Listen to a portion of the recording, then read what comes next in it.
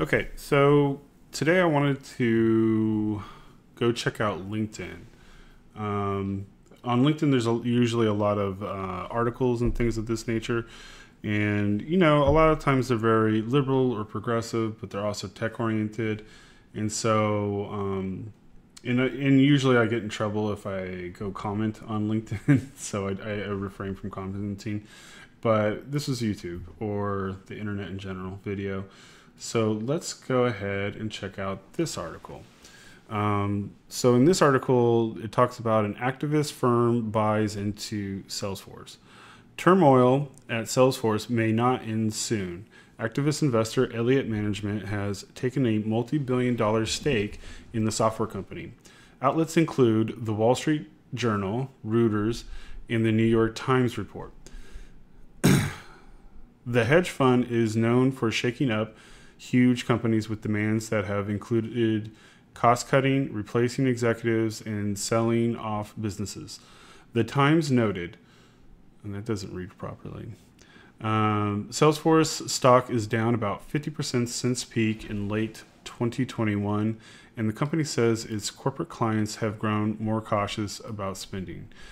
Elliot said it looks forward to working constructively with Salesforce to realize the value benefiting a company of its stature, the journal reports.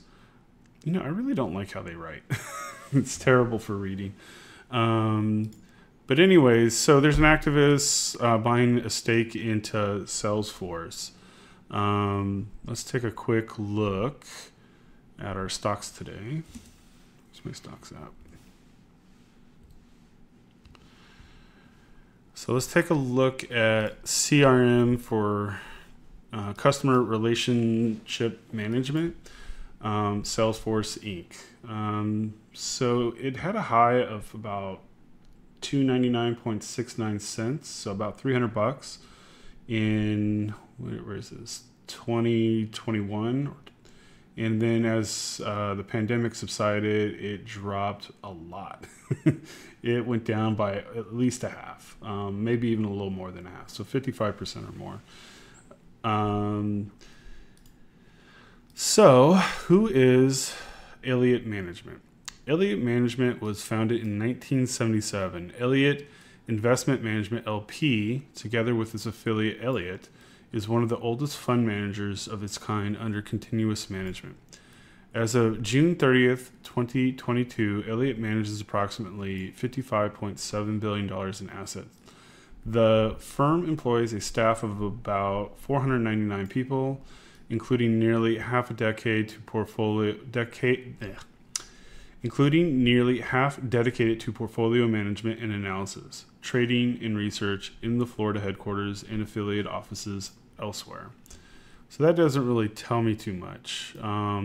I went ahead and started looking up more about Elliot Management and what they're doing with Salesforce. So the rest of the stream is going to really deal with we're going to talk a lot about Salesforce, but we're also going to talk about Elliot Management and then why all this matters and what's going on at Salesforce that attracted the corporate raiders to start attacking it and to possibly take it over and part it out. Switching gears here, activist investor Elliot Management has built a multi-billion-dollar stake in Salesforce. This news comes as the company has recently faced turbulent times with major layoffs and the departure of co-CEO Brett Taylor. Elliot Management has yet to publicize the So Brett Taylor is another thing that we'll probably go over. And the fact that it's a co-CEO is probably one of the signs that alerted people that this might be a takeover target. The reason being is that Marc Benioff, the founder and CEO and chairman of the board, he's gallivanting around the world and doing a whole bunch of things other than Salesforce. Now, he says everything he's doing has to do with Salesforce, and it does in a lot of ways. But he's no longer focusing on the company as he does other things. A lot of billionaires or founders, when they reach the billionaire status, start doing this. And so then the question is like, well, if you're here at the bar with me, then who's at the store managing? And you're like, good question. And so they try to promote managers, but a co-CEO to a founder sounds more like, okay, Brett Taylor is the one that's running Salesforce while Marc Benioff is going off and doing things, and maybe he'll tell Brett what he wants as chairman of the board, but Brett's running the show. Let's take a look. The exact details of its intention with the software giant, but this comes after we had also seen in recent months, I believe it was October, Starboard Value also taking a sizable stake within Salesforce and looking to drive more profit at the time. And for some of the stakes that have really entered into the fold here, it's at a time where Salesforce is well off of its all-time highs. Perhaps some of the activist campaigns that are going to move forward from here really just striking while the opportunity is ripe, especially with the deceleration or the depreciation rather in the share price value. And Elliot, probably the biggest name in activist investing. I would also put there Nelson Peltz, of course, as well, but a couple. So the reason why Nelson Peltz caught my ear is because a few years back, 2016-ish, they bought a large position in GE, General Electric, my old boss, and that cratered the company. Well, the company was already cratering because of cheap oil, so the thing about it is that GE makes a lot of money by, you think General Electric, toasters, refrigerator, what does oil have to do with it? Well, oil has a lot to do with it because GE creates a lot of turbines, things that, either you put on a jet engine and you burn a lot of oil and gas and that creates thrust. But it's also train engines, it's also power grids or generators for power grids, transformers. And the thing about the turbines that power the power grid is those are basically jet engines that take a lot of fuel, spin a bunch of magnets around, creates oscillation. And that's what gives you how you harvest electricity from the air. But anyways, so you're burning a lot of fuels to turn it into electricity a lot of times. So and plus they sell oil rigs and stuff. But anyways, most of GE's profits came from expensive oil. And so when the price of oil dropped under $40 a barrel from $60 to $100 a barrel, it killed all the profit. So, and who's Nelson Peltz real quick? So we'll find him real quick. Just had him. So this is Nelson Peltz. He's speaking briefly about Let's talk GE. about GE for a moment. You actually developed a long-term partnership with them. Some companies you have a bit more of an adversarial relationship with, but GE, you decided, I guess, Jeff asked you on the board at some point, and you worked with them on a long-term basis and then took a very sizable position. We've had a long relationship with Jeff, never owned stock until last year, but we stayed close. As you said, Jeff did talk me out of board seat in 07. 08 hit, and they had their own issues. They became a SIFI, which is not a great thing to become if you're an industrial company, because the Fed is now running your business and telling you what to do, which is not great when you're making jet engines. So we had meetings with Jeff over the years, never owned stock, just gave him our advice. And last year he decided, we had told him what we thought, but it was his decision to get out of GE Credit. Now, GE Credit was a great business in the last century because they were competing with the big dumb banks, and the banks were dumb back then, and there was no shadow banking system. What happened in this century, those big dumb banks got smarter. Their cost of goods sold was way, way cheaper than GE, and there became a shadow banking system that grew up, and they were being disintermediated. And it was a very brave thing for Jeff to do, to decide to get out of that business, and he is now. So, I mean, he's saying a lot there. One, he's acknowledging the shadow banking thing, and GE had a huge role in it. And the reason why GE had a big role in it in terms of credit or finance, internally it was called GE Capital, was that anytime you go buy like a fleet of jet engines, or say like a country wants to build a nuclear reactor and hire GE to do it, they don't necessarily have the cash up front. So then they could go to a bank and get the prevailing rate, or since GE wants to sell them all the parts and stuff, just like a car dealership, they want to finance it for you too, charge a couple % off the top, and There you go. Bob's your uncle. But that turned into such a big business because you're basically financing large industrial infrastructure projects for entire countries around the world. And, you know, that generates, if you're building a nuclear reactor like the Fukushima reactor in Japan that melted down, that was a GE nuclear reactor, for example. And that was powering all these toasters and refrigerators and stuff that GE also sells. And probably had a lot to do with building their grid as well. I'm sure Japan liked to use a lot of their own industrials like Yamaha, and if it was Singapore or whoever, then not Singapore, South Korea, it might have been Samsung, or I don't know.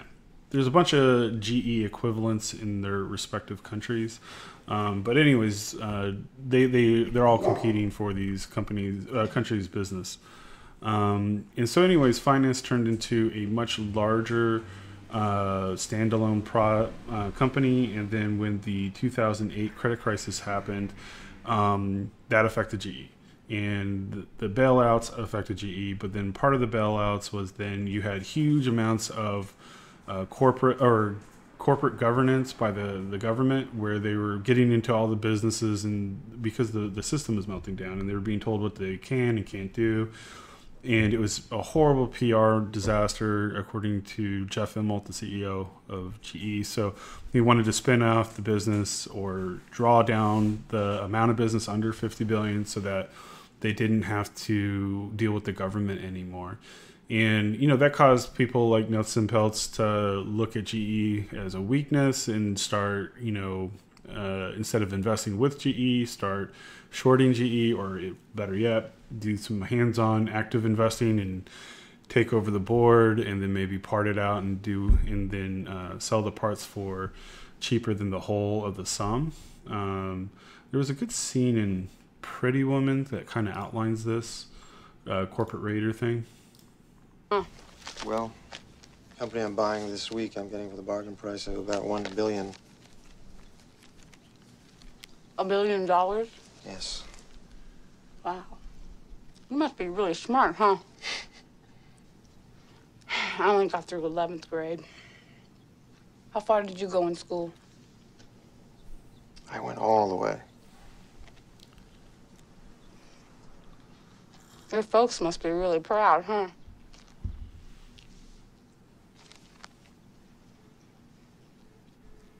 $1 billion, huh? No, I get some of it from banks, investors. It's not an easy thing to do.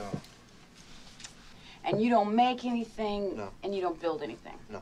So what do you do with the companies once you buy them? I sell them. Here, let me do that. You sell them. Well, I don't sell the whole company. I break it up into pieces, and then I sell that off. It's worth more than the whole. So it's sort of like stealing cars and selling them for the parts, right?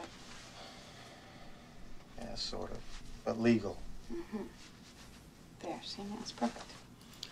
And there it is. So that's basically corporating in a nutshell. You're looking at Warren Buffett's famous for this sort of thing. There's a bunch of other really, like Carl Icahn is pretty prolific when he went after Yahoo, for example. T. Boone Pickens, when he was alive, would do similar things with Citigroup, and he would piggyback on Icahn on Yahoo. But anyway, so Peltz was saying, hey, there's a shadow banking thing, and GE had a big piece in that, and now that he spun down that business, now we're going to go in for the kill, and we're going to try to take over GE and part it out. And that usually means that you're going to get rid of management, so Jeff Immelt, for example, and then you're going to decide how you're going to carve up the company. The reason why I'm mentioning all this is to talk about what's happening at Salesforce. This is what Elliot Management is intending to do to Salesforce. The way Warren Buffett put it was he had two plans. Plan A is to go buy a large share, overthrow the management, and then, so for example, if he was going after Yahoo, for instance, he would say, okay, well, now that I bought a couple $1 billion of shares in, now that I have a couple $1 billion, oops, you didn't see that. now that I have a couple $1 billion of shares in Yahoo, now I'm going to go demand a seat on the board. And then as a board member, I'm going to either get the other board members to vote with me or get the other investors to oust those board members. And then I'm going to fire management and put in my own guys, and they're going to do what I tell them to do. And let's say that he bought in at $10 or $9 a share, but he thought that Yahoo was worth $10 a share. So every penny under $10 to him is profit. If he just fires everybody, sells all the stuff, sells all the real estate, deletes all the code, and or if he can sell it, he'll do that too, but he doesn't care. He's more looking at like, what are the stuff worth? And then he gives it a share price. He's like, well, you know, Yahoo's worth about $10 a share to me. And I'm noticing that it's at $9. So I'm going to go buy as much stock up as I can to get that board seat and do a hostile takeover and fire everybody and sell it. That's plan A. That's plan B. Plan A, I mean, that's usually what it takes to even initiate any active management, activism, activist investor, right? That's usually what they're thinking. And then when they get in there, they're going to give it a look. They're going to say, well, maybe we could do a turnaround. What if Yahoo was worth $13 a share if we revive the Microsoft deal? Microsoft said, hey, we're going to buy Yahoo for $23 a share or something at its height. And then Jerry Yang famously said, no, I don't want to do that.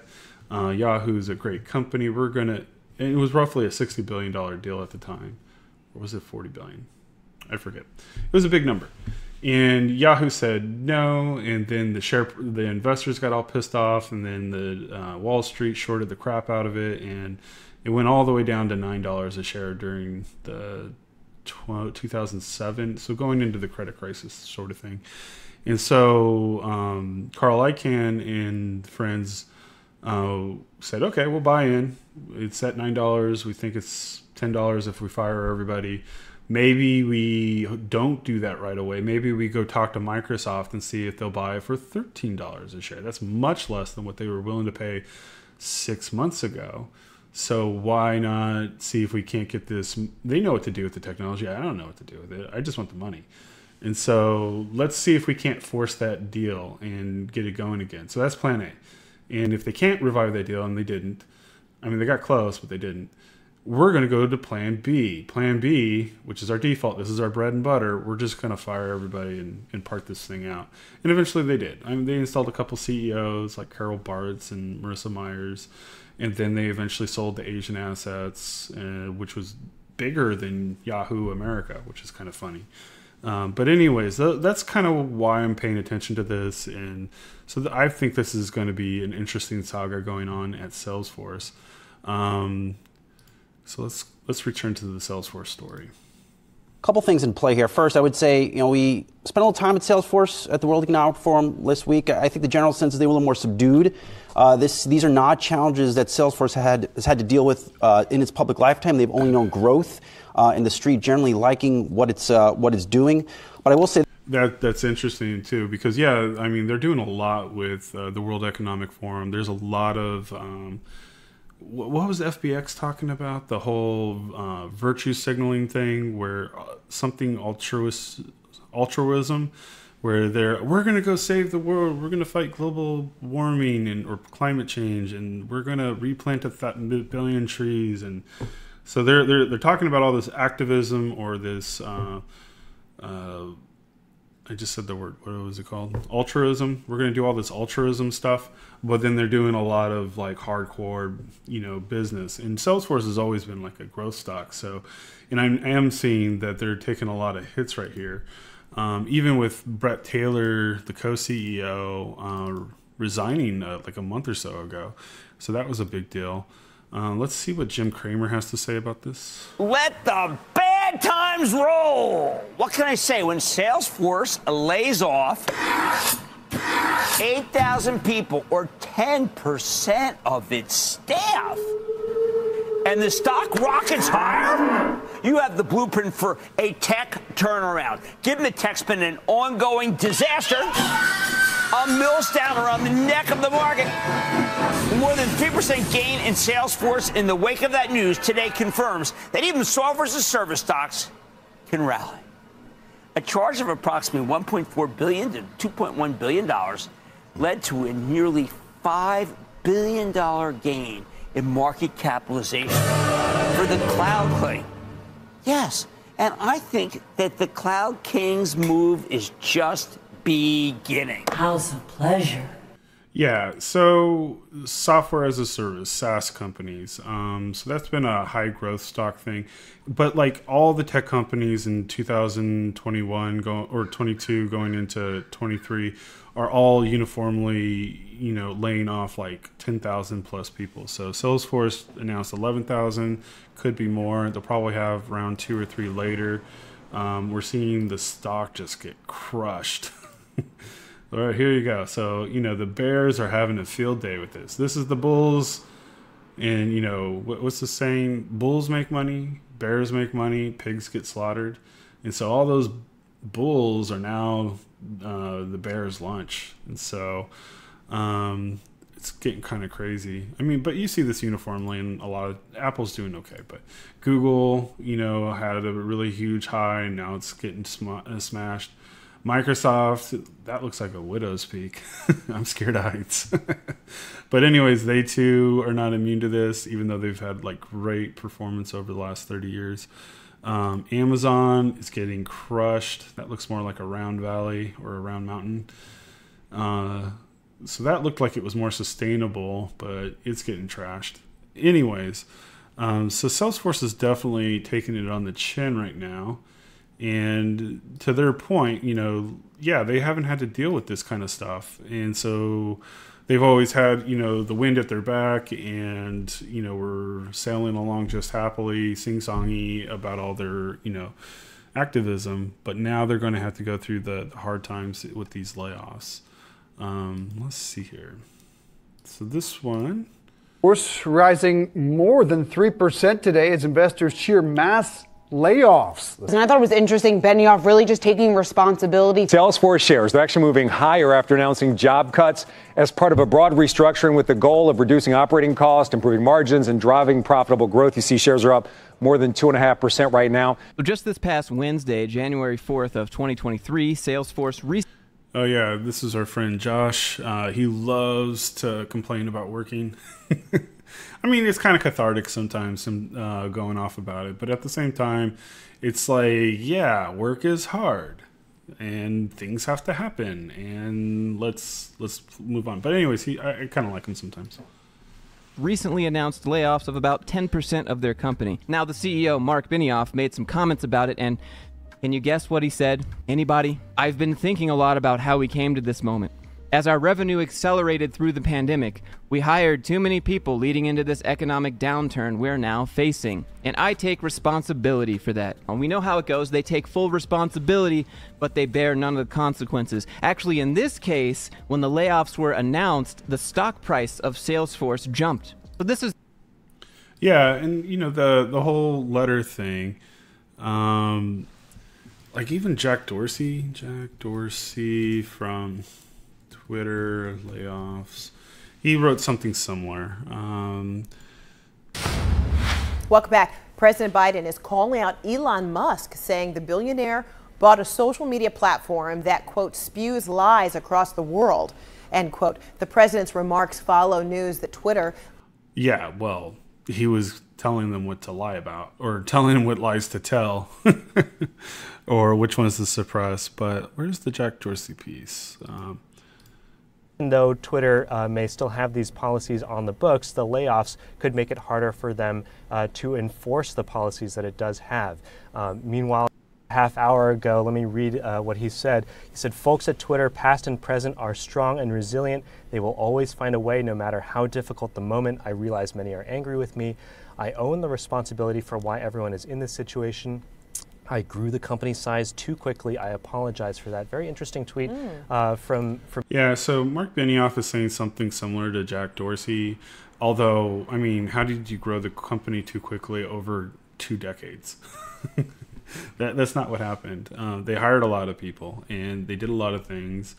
and a lot of it was not productive. It was not about protecting the investors. And what's kind of interesting was Carl Icahn had an interesting take on corporate raider. Carl Icahn, zombie companies.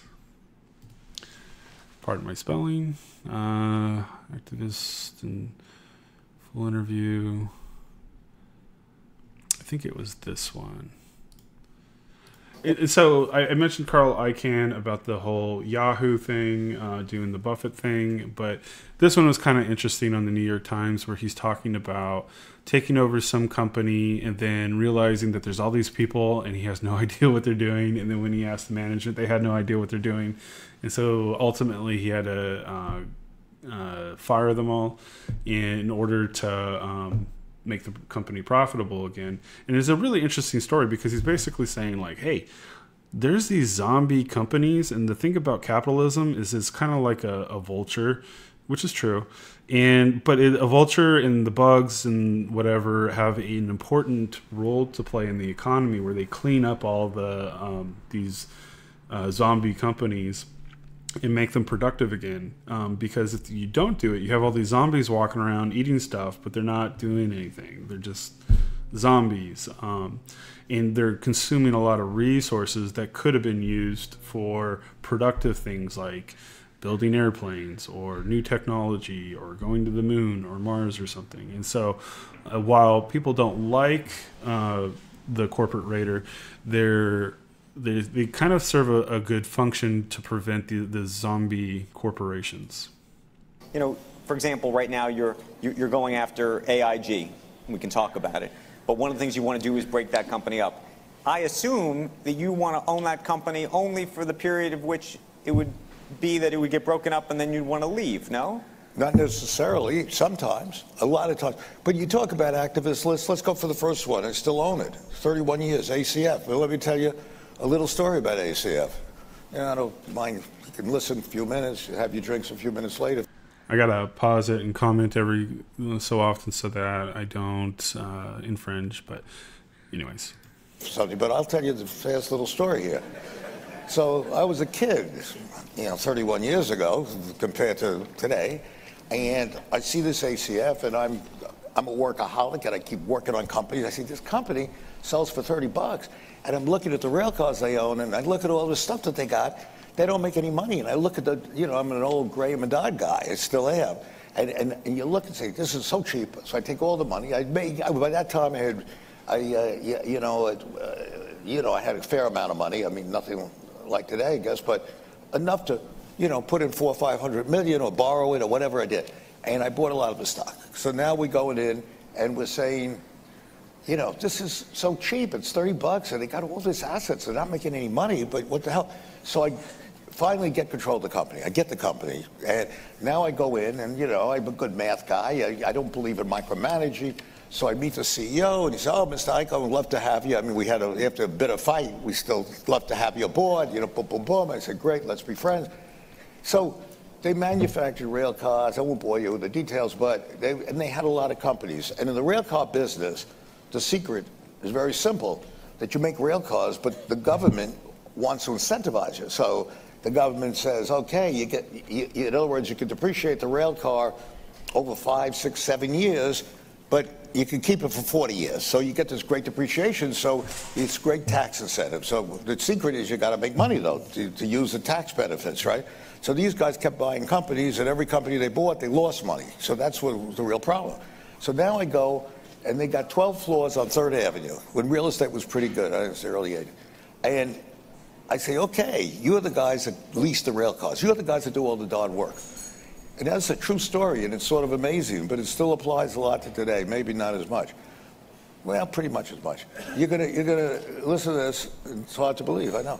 So I go in, and I'm a good math guy, I was a good numbers guy, I was a good poker player, I'm gonna go understand what they do. So they said, Mr. Icahn, go to the 12th floor. We go to Yeah, I gotta pause and break there. I let that go on a little long. But let's...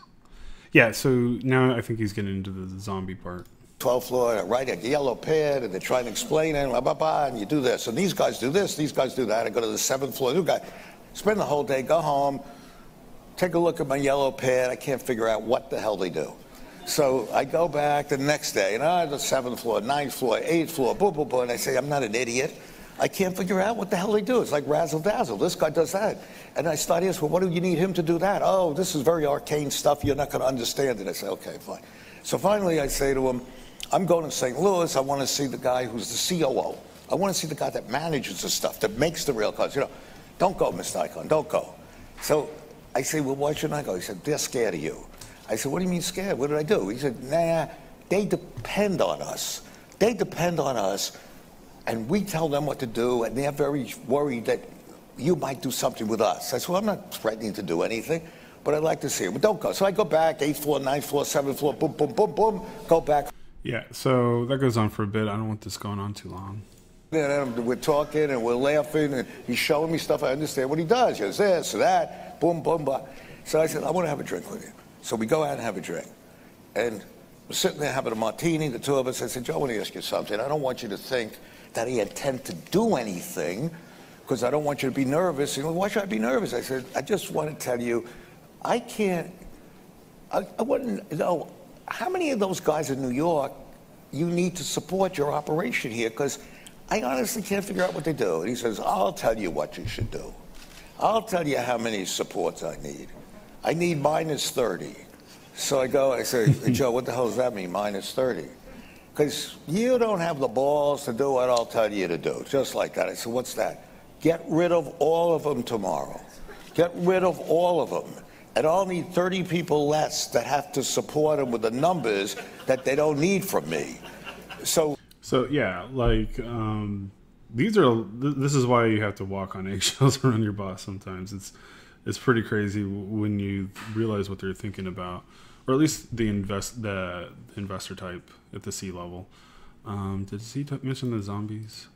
He says, Mr. Icahn, we understand your problem. Very arcane. I said, yeah, I heard that word before. You're really arcane. So I say, I want to know what they do. Don't worry about it. Shut it down. You'd hear from somebody, you know, somebody didn't get the apples right. You know, somebody, the pears were rotten or something. If you had a flower shot, the roses wilted. It was like out of a science fiction movie. It's like they never existed. I never got a letter. I never got anybody calling me. It's they left. It was like one of those bombs, you know, that just hit the thing and you know, kills all the people and the building stays. But I follow those principles a lot in what I do. There are very many companies where, and it's nobody's fault really, but it's just the CEO doesn't care. He's making a lot of money. And today it's very dangerous because a lot of these mediocre companies are borrowing money, and they're borrowing money very cheaply. And that's what theoretically makes the earnings that I think are very questionable. And so there you have it. So there you have it. He's basically saying, like, hey, you know, at some point, because of the cheap, easy money, which we've had, you know, quantitative easing for the last 10 years, or I guess 2008 to now, so like 15 years of quantitative easing, a lot of these companies grew on debt, but it was cheap debt. But now that the interest rates are going up, the shares are coming down, and the Fed knows this, but the investors know this as well. So this is kind of what's creating a lot of this M&A activity on the street now. So let's keep Carl Icahn handy and compare to what he's saying to Paul Singer, the founder and CEO of Elliot Management, that's going after Salesforce. Let's give Investor it a go. Paul Singer has been called the vulture lord and a bloodsucker by the former Argentine president Cristina Fernandez de Kirchner. He's also been labelled a raider and a profiteer. He's feared the world over for hostile boardroom takeovers and profiting from debt-laden countries. He's so powerful, he brought Argentina to its knees and set off a chain of events that led to the impeachment of South Korea's president in 2017. Reviled by some, admired by others, he's also been described as a guru and one of the most revered hedge fund managers on Wall Street. When he decides that the company is undervalued and sees a path for unlocking that value, he's not going to let go. He's not one to walk away. If somebody had invested with you in the very beginning, what kind of rate of return would they have compounded over 40 years? $1 became like $160, $165. This is how Paul Singer made billions by building one of the world's largest and most controversial activist hedge funds. Activism. Whatever. So I went and pulled up some interviews of Paul, and then I think I have the time marks so that we don't go too crazy and you don't see me skipping around too much. So let's listen to what Paul has to say. So I became very, very interested in markets and in trading, and in the period of time from 1967, 68 through 1974, he and I found just about every possible way conceivable to lose money. And so when I started Elliot in 1977, I was determined to engage in a trading strategy that made money all the time. And so for the first 10 years or so of Elliot's existence, the primary strategy was convertible bond hedging. Buy the bond, short the stock.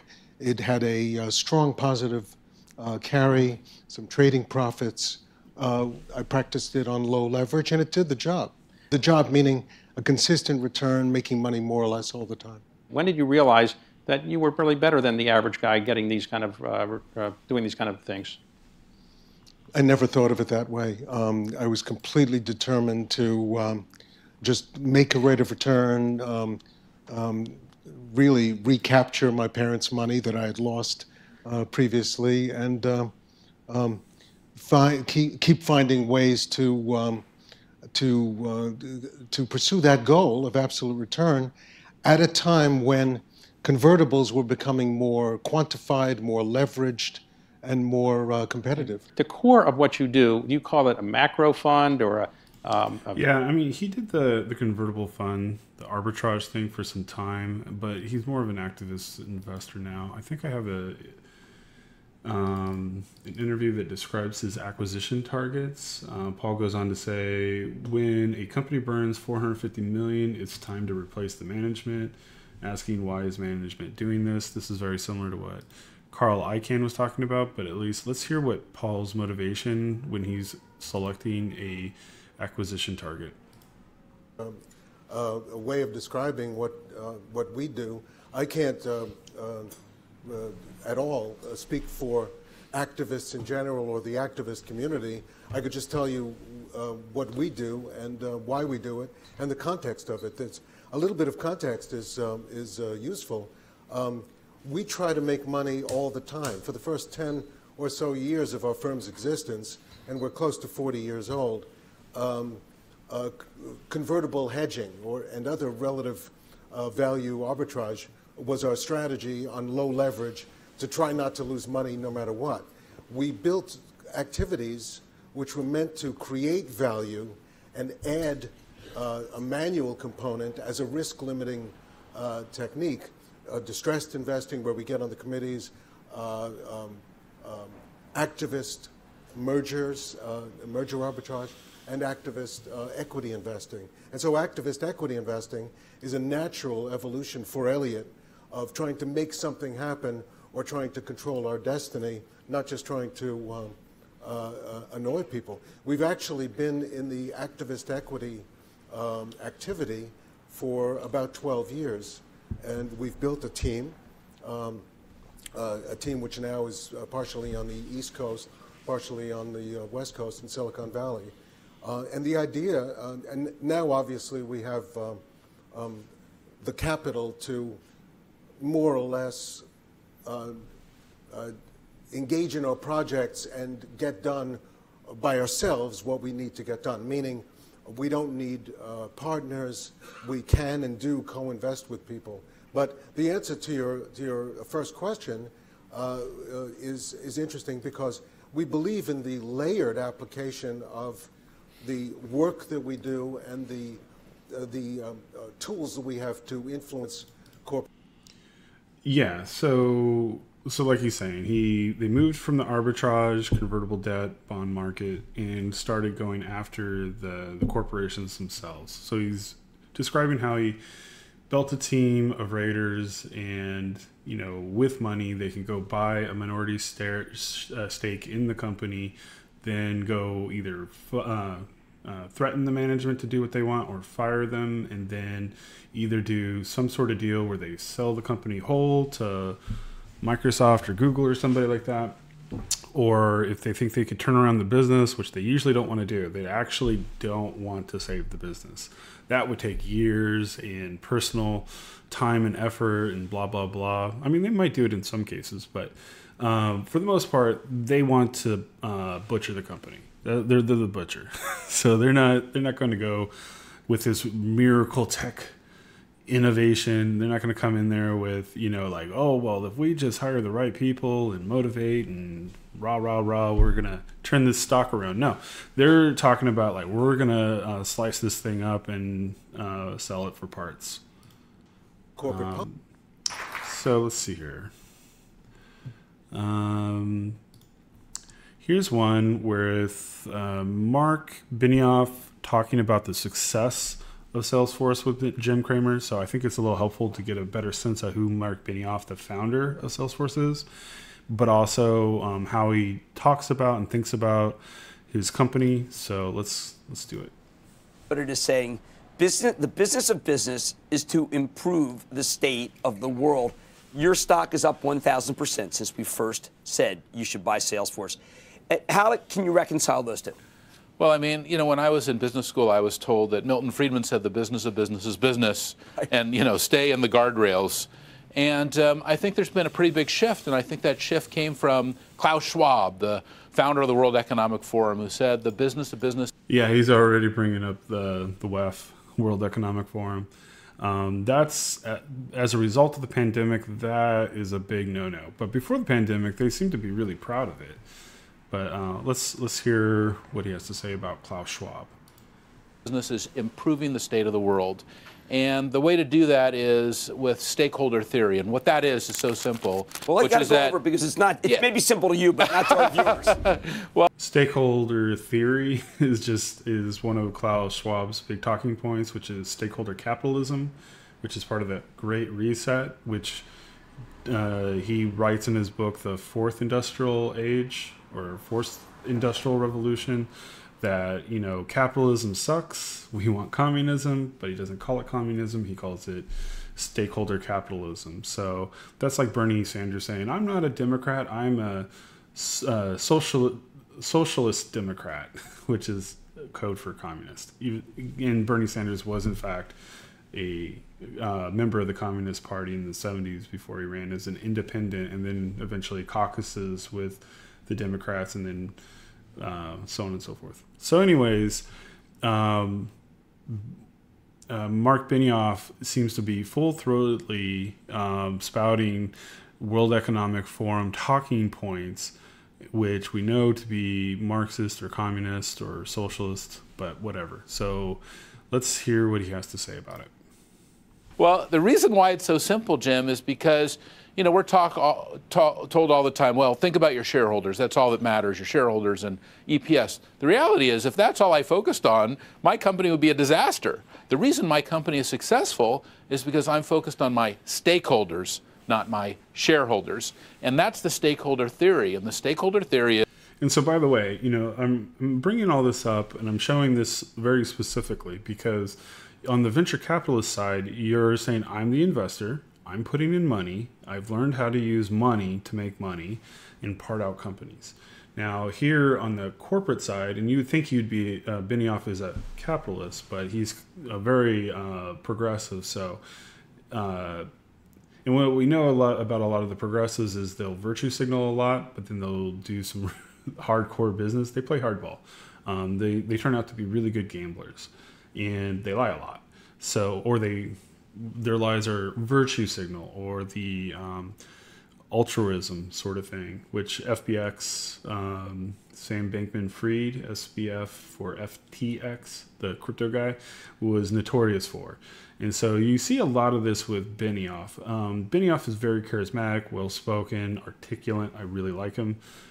He did build a awesome company, but I'm questioning why is he saying this? And I think it's because some of the backroom door deals or whatever that he's been involved in contributes to the success of Salesforce. But a lot of tech companies, a lot of governments are doing stuff with them, and if they say march, they march. If they say jump, they jump. If they say capitalism theory, they say capitalism theory. And so, which is an interesting battle between, okay, the governments of the world or the global elite at Davos are saying, we're going to do something. I don't care what country you come from. I don't care what your corporation is. You've been drafted into the New York Yankees now. And but then on the other end of the spectrum, you got the A's, and the A's are playing Moneyball, and they're going like, you could have all the, you could draft her or whatever. We'll go back to the minor leagues. We'll find some new talent, and we'll buy talent on a per run basis. But you could spend the $20 million for Giambi, and we'll find the next Giambi. So you got something analogous going on here where Paul and ICANN and friends are saying, okay, well, this is starting to look like a zombie company, and so as a good corporate raider, I'm going to go dismantle it. And then on the corporate side, they're going like, well, I'm not even a capitalist. I believe in this kind of communist socialist thing. And so, but then you're like, well, what about all the people's 401ks? You're not going to do what's best for the 401k, the retirement funds. You're not, as the CEO, you're full-throatedly saying, I don't care about return on investment for the pensioners or the 401k people or anyone buying stock. I don't care about you as the investor. I care about socialism. This company is going to do a bunch of socialist things, and that's what he's saying out loud. But we also know some people really like that as an investment strategy because they're like, oh, so you're in on the Ponzi scheme? So you're cool with the bankers and they're just going to hook you up? So you're in the mob. Okay. Well, which one's better? Or which one's worse, the mob or the corporate raider? And right now they're really going at it. And so it's an interesting thing. That's why I'm bringing all this up, and I wanted to outline what I'm talking about here, because nothing is as it seems. Everything's going through a corporate PR speak, and they're really good at it. Benioff's one of the best, but he's definitely on the mob side. And Paul and ICANN and friends are definitely on the capitalist side. There he is. You have a lot of important stakeholders that are important for your company. Your employees, your customers, your partners, the community around you, all these people who live here in San Francisco, for example, the environment, and a lot of other key stakeholders as well. And, to really think and be successful as a CEO today, you need to think in a multi-stakeholder framework. And that's what's important, and that's really what drives me every single day. Okay, well, you bought a company, Exact Target. Famously, I had Mr. Dorsey on, and he said, listen, I hope that Mark doesn't move all the jobs out of Indiana. Suddenly, Indiana became part of the business of improving the state of the world. Well, you're right, Jim. And we paid $2.5 billion for Mr. Dorsey's company, which is Exact Target. Which is a great company, and you've integrated it perfectly. Oh, my gosh. It's the best thing we've ever did. Salesforce buy that company. And we got some great assets with that company, including Pardot, and now it's all the Salesforce Marketing Cloud. It moved us into marketing, which is fast-tracking to be $1 billion a year business for us. But we became the biggest tech employer in Indiana. So all the issues of Indiana became Salesforce issues because of stakeholder theory. My number one stakeholders are my employees. I have to do what's right for my employees. I have to advocate on their behalf. I have to be their spokesperson. I have to be the tip of the spear. And when we saw what was going down in Indiana, that they were going to be prevented from being in restaurants, it was crazy. And what was I going to do? I was going to send my customers to Indiana, and then they were being told, no, you can't go to this pizza restaurant because you're gay. that really was the igniting of the stakeholder theory, which is, my job at that point is just to say, hey, that's not okay with us. No, board of directors. And so now everything is no longer about stocks. It's not about capital. It's not about investing. Now it's straight up politics. And I don't know how you feel about the LGBT issue one way or the other. I'm not going to really speak on that. But Benioff is speaking on that. So now he's saying, I need to put the full weight of Salesforce, this, it's $130 billion market cap company, behind this issue. Now, that should alarm everybody, regardless of which side of the issue he took, because now this is politics. Now they're going to start, trying to dictate what the laws should be. So then it turns into a wag the dog scenario. Who is the dog wagging the tail, or is the tail wagging the dog? And that's politics for you. That's going to be a straight up fight. But he's taking the line that the corporations should be political and should advocate for these things. Advocation is just another word for fight. And even prescribe or dictate what the law should be, one way or the other, or what the policies are. And the really alarming part is that they're working with all these other entities globally at the World Economic Forum. And so, which doesn't care what America thinks. They want everyone to do it their way. And they're socially engineering all the world's governments. And to do that, they're working through corporations like Salesforce. They're buying politicians. They're creating, think tanks and NGOs, non-government organizations or whatever, to go in, put boots on the ground and people to work to engineer our laws. So if they can't take us over with a military, through a military conflict, then they could do it through social engineering and by using our own systems against us. Now, I don't know how you feel about that one way or the other. Some people are for it. Some people are against it. I'm not really going to speak on that, but that is what's going on. That's what's really being discussed here. So let's move on to the next one. Let's go back to Paul on Elliot Management Corporations. Let's hear a little bit more about the capitalist side of this fight. What are you looking for? What are the characteristics? Because there are most companies in this space start with a great product.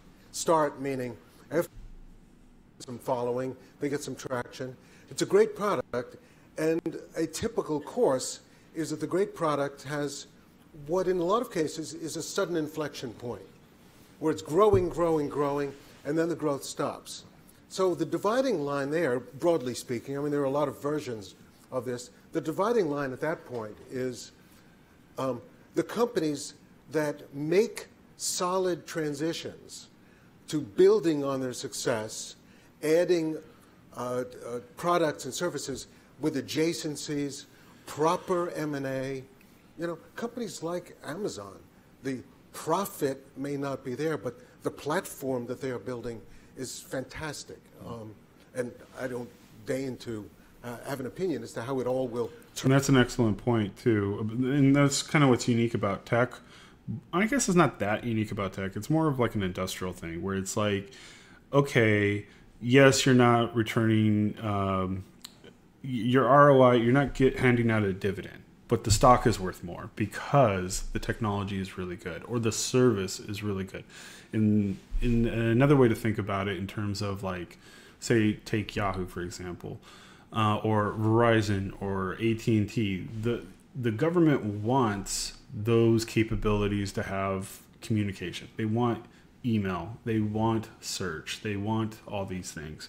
And yes, these started out as businesses, but at some point they became powerful, and then the people through antitrust went and took them over or broke them up. The Pac Bell incident, where they broke up Pac Bell into all the baby bells, and then they created competition on purpose because things were either stagnating or there was antitrust issues going on. So they broke them up, and then supposedly that should bring the price of the service down and create the competition, which would improve the technology, which would then improve the service. And in the Yahoo case, for example, even though Yahoo wasn't making a lot of money and they were getting shredded by the corporate raiders, the government still wanted the capability to harvest all the data from email and some of the other services Yahoo had. So they just kind of said, all right, Verizon, you're going to manage this now. So that we can still keep collecting intelligence through the Yahoo Mail thing, or search or instant messaging, even though I think they killed the messenger. And then over time, when the service is no longer valuable, we'll end of life it. But for now, we want the service, and also we want to preserve the data so that they have the look back feature, meaning that, if 2020 hindsight is 2020, then you need the data to be available so that, say a future event happens 5 years from now, and there's an email threads that are going on right now up to that point. They want the paper trail in order to trace things back and figure out who was involved and who's doing what and why. So they kind of want to keep these legacy communication, email and stuff like this permanently, so that they can trace things down later, because they don't know everything that's happening as it's happening. But in retrospect, they could find this through the emails and whatever. And we saw that a lot with Hillary's emails and the Benghazi thing, where all of a sudden she was operating out of her email server in her bathroom, doing State Department business through there. And so by getting the blackmail, or by getting the emails, you could find out all the deals and what was really going on, regardless of what their political rhetoric was. But anyway, so Paul's point about Amazon and the platform being really good, global delivery. The delivery aspect is on par with UPS or FedEx, but in terms of buying anything you want virtually, it's a really handy thing, and it's fast. So let's hear him explain this a little bit more. Turn out, but there's a company like that that's gone through the gates in their growth, but there are other companies that, when that inflection point is something, it's a metaphor, but when that inflection point happens, they engage in ill-chosen M&A, not proper directions in their capital structure, their leverage. And that's reflected. What are the metrics that you said? That just shareholder return. How do shareholder return is one metric, but when you see an inadequate R&D in their core products, when you see M&A that seems more oriented toward, well, we're making $1 billion a year. What are we going to do? We've got to restore the growth. So a lot of it misdeploys engineers, corporate infrastructure towards projects that don't work out. And the luxury that we have, so to speak, is that there's a negative selection here. When we're looking through the universe for interesting situations, undermanaged companies, undermanaged either in their strategy, in their growth of organization, in their R&D, in their So yeah, what he's talking about is so if you have a company, and he's using a lot of jargon and it sounds kind of esoteric to listen to, but he's making a really great point. So when companies buy other companies, like when Google buys companies, while we know that Google has great management and good tech and great engineering core, they buy things that don't necessarily do anything. Like sometimes they just buy it because it had growth, or other times they think that they could plug it into the suite of products, but other times they just buy stuff to buy it because it's cool. Like Boston Dynamics, for example.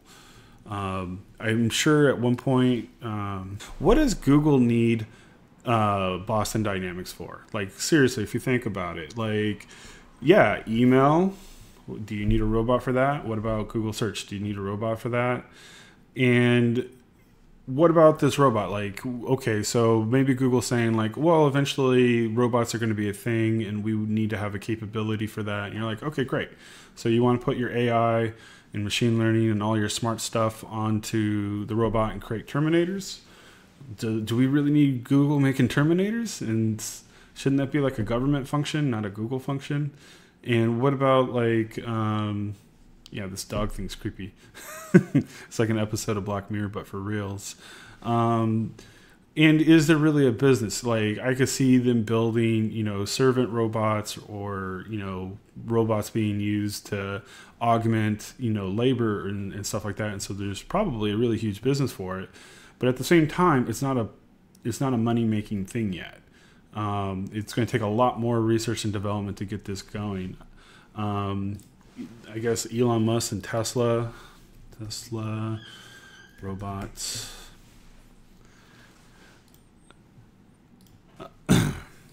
Put that onto a humanoid form. And this was just kind of a gag when he announced it, but it's kind of funny.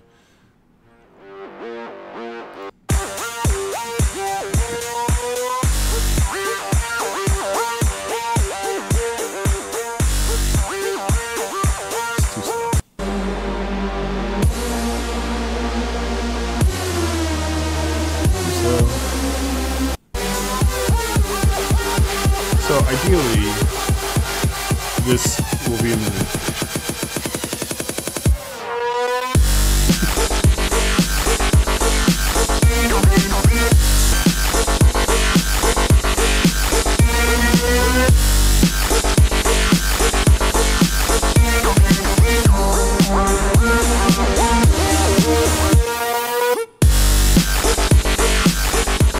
basically, if you think about what we're... So obviously that was a joke, but when he made the announcement a couple of years ago that they're going to make a Tesla bot, because they're already doing artificial intelligence, they already were planning to deliver robotaxi for the Teslas, where the car can go drive around and perform Uber rides and make money for you while you're at work or something or getting a coffee. But now they want to do industrial grade robots. What we're doing right now with the cars, Tesla is arguably the world's biggest robotics company because our cars are like semi-sentient robots on wheels. And with the full self-driving computer, essentially the inference engine on the car, which will keep evolving obviously, and Dojo, and all of the neural nets recognizing the world, understanding how to navigate through the world, it kind of makes sense to put that onto a humanoid form. And we're also quite good at sensors and batteries and actuators. So we think we'll probably have a prototype sometime next year.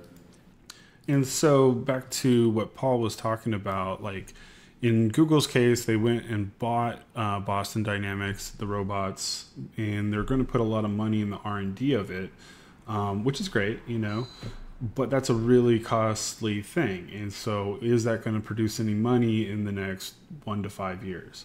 If the answer is no, then investors really have to start asking questions like, is this a business or is this just really awesome, fun tech and whatever?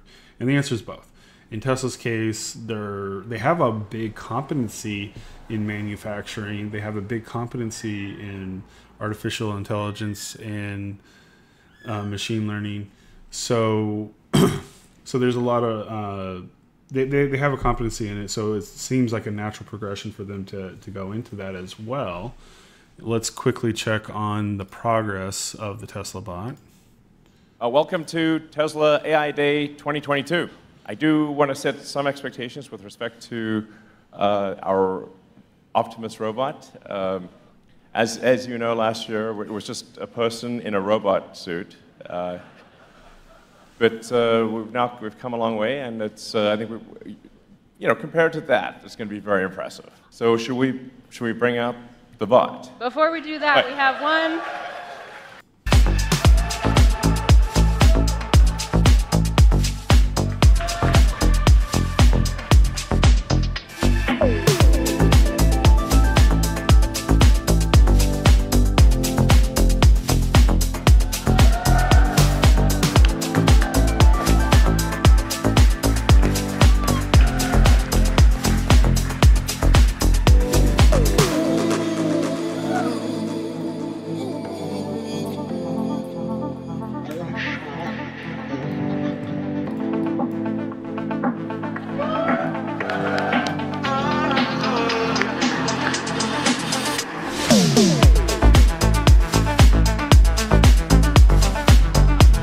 the bus got some moves too.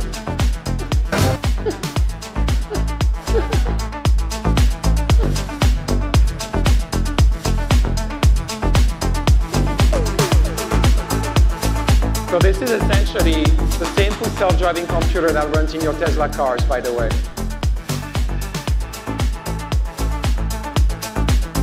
This is literally the first time the robot has operated without a tether was on.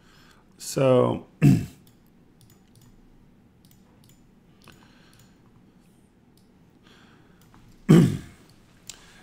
yeah, so what we got here are, the vision is to get something humanoid that can move like a person, right?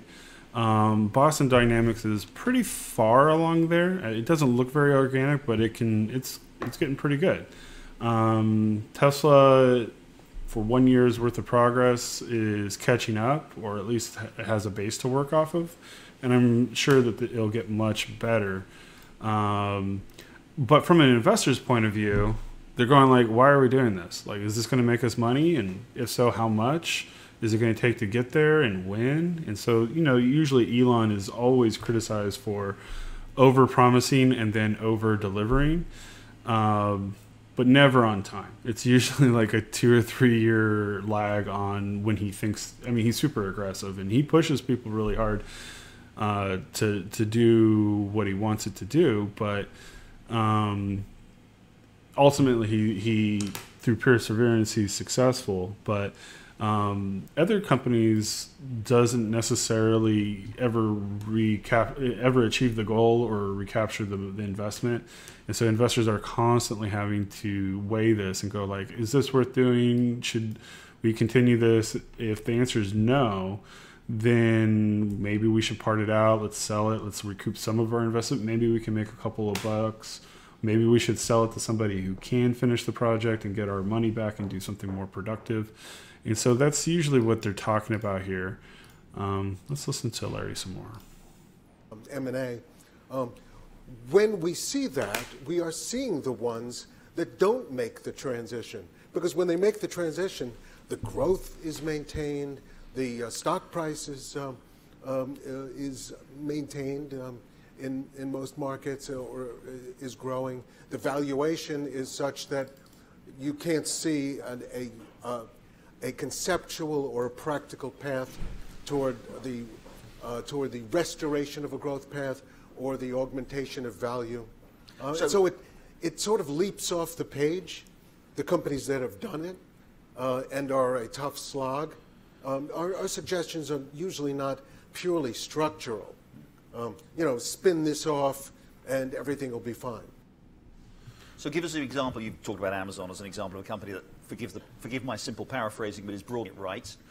Give us examples of companies which have been ripe for activism. I mean, you can tell us ones that you haven't publicly revealed, although I think you'd probably get into trouble if you did. But tell us, I'm talking about examples of companies that you have moved in on, and where you've had a successful outcome in terms of achieving your objectives. Well, Citrix is a current situation. It's a very interesting company. A tremendous core product in virtualization, and has been so for a long time, and is still a very sticky and excellent product. What were they doing wrong? What they were doing wrong was when the product stopped growing, they didn't have they didn't have the capability, or actually didn't execute on proper M&A, proper R&D. They made a series of acquisitions. Now, when a company makes acquisitions, you can't form a solid opinion on the first acquisition that doesn't go well, or the second. But when a company does 10 or 15 acquisitions and has a pretty consistent record of not augmenting value but destroying value, you say, well, gee, why are they doing this? In this particular situation, for example. And that's a great question. Why are they doing this? Why is Marc Benioff talking about Indiana and the politics of Indiana. Why is Marc Benioff talking about planting 1 billion trees? Why is Marc Benioff, the CEO of Salesforce, talking about all these World Economic Forum questions or things? And so that's a good question, Paul. Why are they doing it? And it turns out it's politics. It's globalism. It's not necessarily about technology anymore. Real quick, I felt the need to talk about Bret Taylor, the co-CEO of Salesforce. So let's get a little information on who Bret Taylor is. That Benioff conversation about Quip being acquired by Salesforce, since we talked about a little bit about the Zuckerberg conversation. Really, one of those moments. So, this one was really hard. Unlike Friend Feed, where we had gotten our butts kicked, So we had actually just raised our Series B we raised our Series A from Benchmark, our Series B from Greylock Capital, and we were just about to start building out our sales and marketing team. So we felt like we had found product market fit, and we're going to essentially, for those entrepreneurs listening to this, like really increase our burn rate, but just try to grow. We really felt like this was the time. Mark really felt that there was a lot of product synergies between collaboration and productivity and customer relationship management. So much of what you do when you're selling, like building an account plan or communicating on a deal with your customer, happens through these document and collaboration tools. And reached out and made this case. But it was just the wrong timing. We had just raised our Series B. The sky's the limit. And Mark, as if you've ever met him, is a really charming salesperson and convinced us. And obviously the price tag was motivational as well. And what really what is a motivational price tag? Because it's interesting. Yeah, so Bret is kind of an interesting character. He was part of the Keyhole Maps team that Google acquired, which turned into Google Maps, and that kind of put him on the map for a lot of things. I think it was also a IQT investment, Keyhole Maps. But anyways, from Google, he went on to do Friend Feed, which would programmatically allow you to write once and post on Twitter or Facebook or MySpace or all the different social networks at the time. So write once, deploy everywhere. It's a software slogan, but for social media. And then he would also pull in all the responses and stuff from those places and put it into one place, Friend Feed. So Facebook bought Friend Feed, which is kind of an acqui-hire, meaning that while they liked the product, they were more interested in buying the team that produced the product. And then Zuckerberg promoted Bret to CTO of Facebook. So that's impressive. And then from there, he went off and did, I guess, Quip, and then Salesforce bought Quip.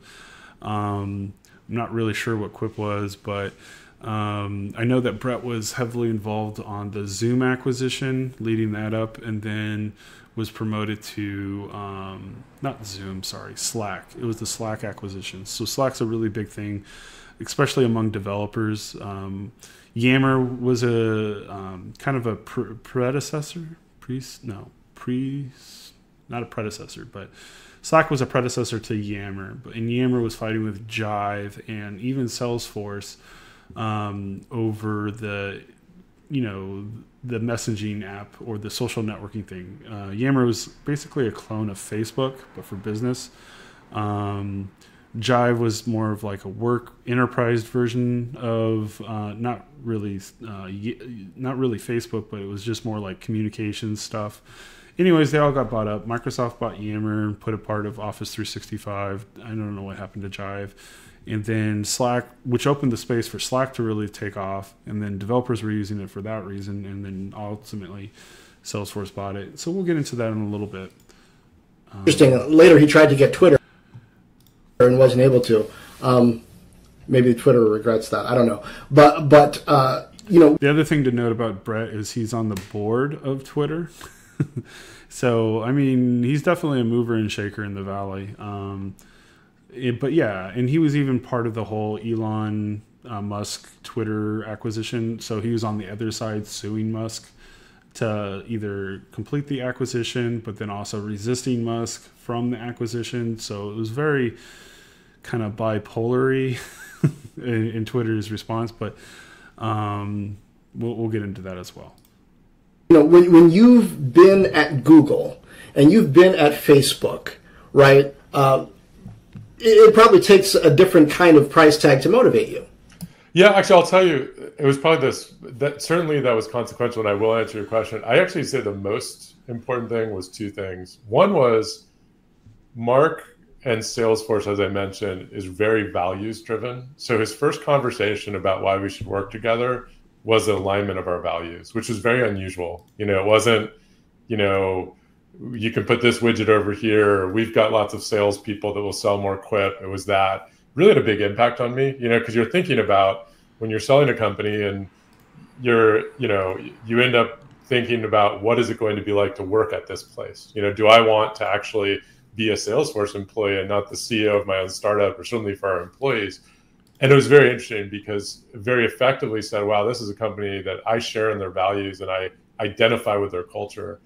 The second thing was that they were, Mark and Salesforce. So yeah, and he's already talking about values, and Marc Benioff is very big on values and vision, and at Google they call them OKRs, where it's just like, okay, here's our big vision of what we want to do, never mind the technical jargon, but we'll create tech around the vision or around the initiative, but we're not necessarily going to do tech for the sake of tech. In Benioff's case, it's all like whatever, I mean, politics and business are all the same thing to him, it sounds like.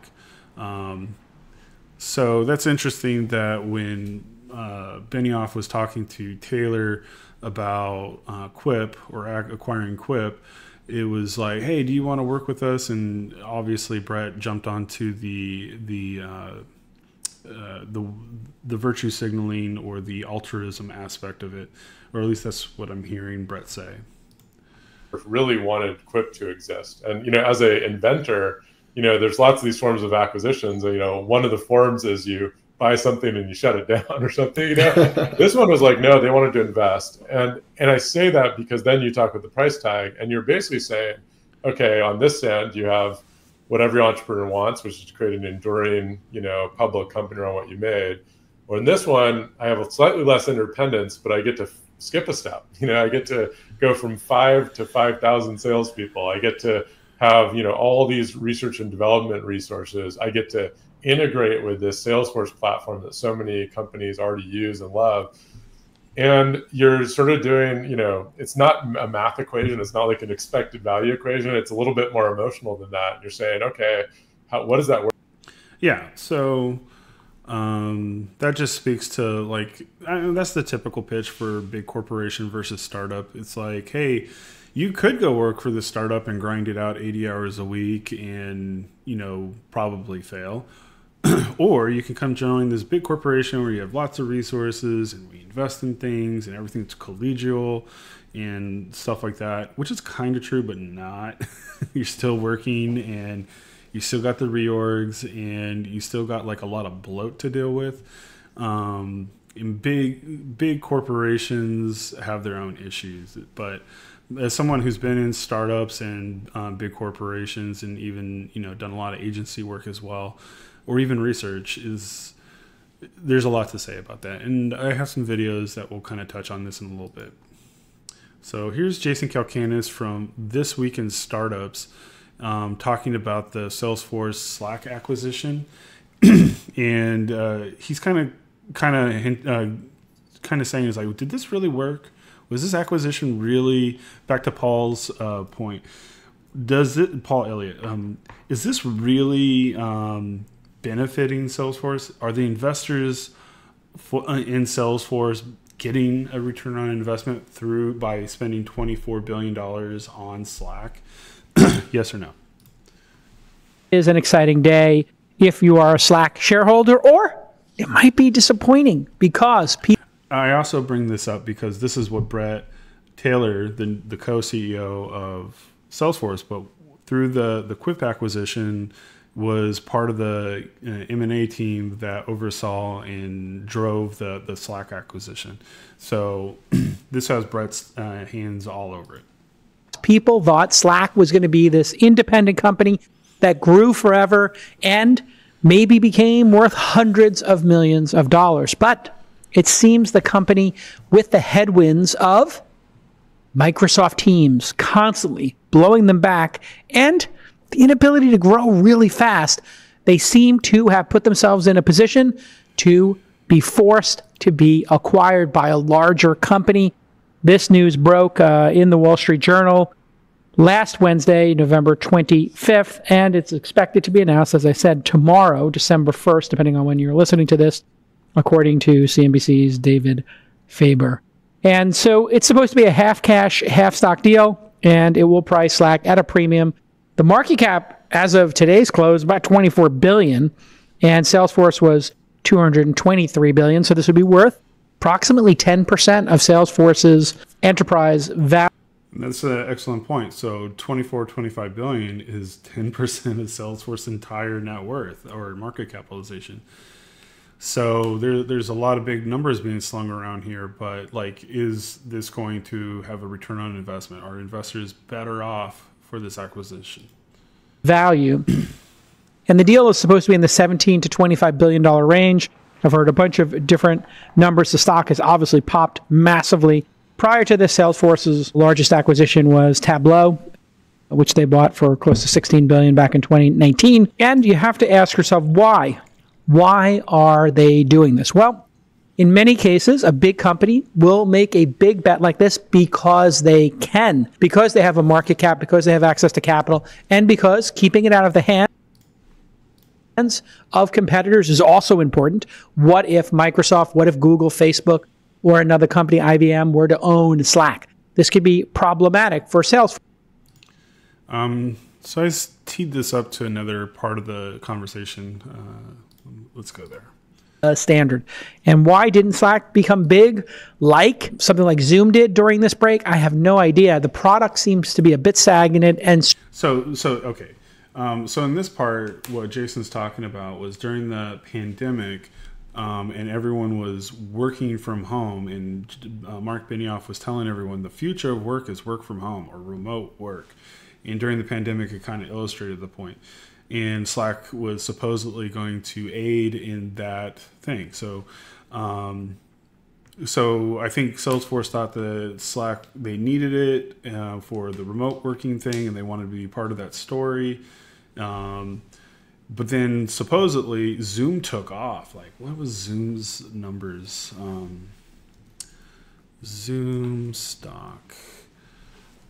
So if we take a quick gander at Zoom,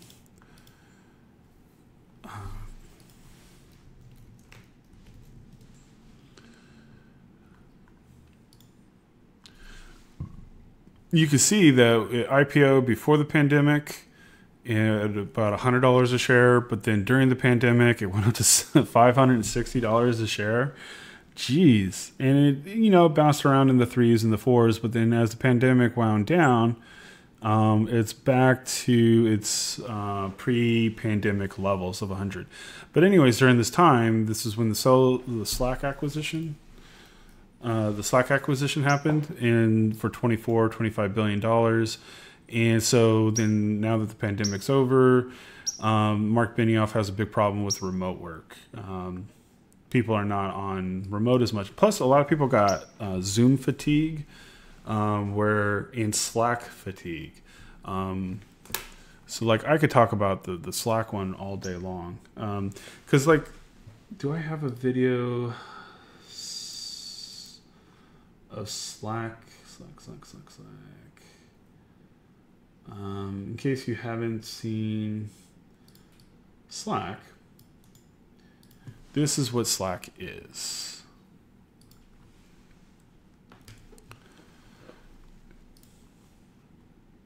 Slack, welcome to your new HQ. Slack. Slack is where developers can move work forward faster. Instead of multiple email chains, Slack brings software developers, tools, and code changes into a single place, a channel. Let's say a business needs to set up an e-commerce platform fast. Stakeholders, designers, and engineers join a project channel to start the work ASAP. This channel becomes the single place where devs coordinate the day-to-day work of getting the website up and running. As the project picks up steam, integrations with GitHub and Jenkins send code change alerts directly into the channel. If a build fails, the team can start a Zoom call directly from Slack to resolve the issue. As soon as the new site is pushed into production, everyone can see it in the channel and celebrate as a team. It's that fast. From planning and pull requests to test suites and deployments, it all happens in Slack. So that's Slack, the product. And, you know, a lot of that's true. It does do a lot of those things. But here's the thing. So do a lot of other programs like Telegram or Signal or some of the, I mean, Google Meets is awesome because it's dialed in with G-Docs and Google Docs and has all kinds of multiplayer sort of stuff. And, you know, like there's tons of competition. Like, is Slack really the best solution? I mean, it's popular among developers, but I mean, like at a couple companies I was at, they were slacking all day long. But one of the problems that kept coming up with Slack specifically, but because it was corporate, a lot of those flame wars that you saw on Facebook are now happening at work. People are being sarcastic, or they're telling jokes, or they're talking, or they're gossiping, or talking shit and starting fights on Slack. But now it's all on record. There's a paper trail. Like, you can find this stuff. Plus, your boss is monitoring all this stuff. Plus, HR is monitoring all this stuff.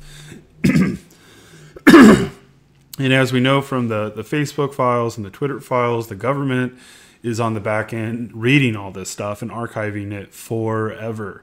And so now you're going like, do I really want to be on record on Slack saying any of this stuff? I'm going to keep my comments to a minimum and professional. Other people don't care. And but now you're being drawn into a Slack fight, whether you like it or not, because the people who are angry with your company or at you or the product or something want to take it out on somebody.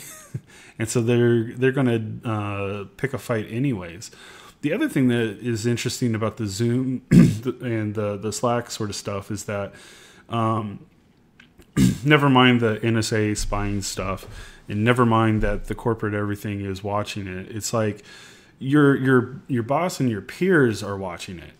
And now they're making evaluations on you if you don't Slack. So now you're going like, okay, well, so now I have to pug bomb this just for fun, right? Or just to show that I'm a good sport or a team player.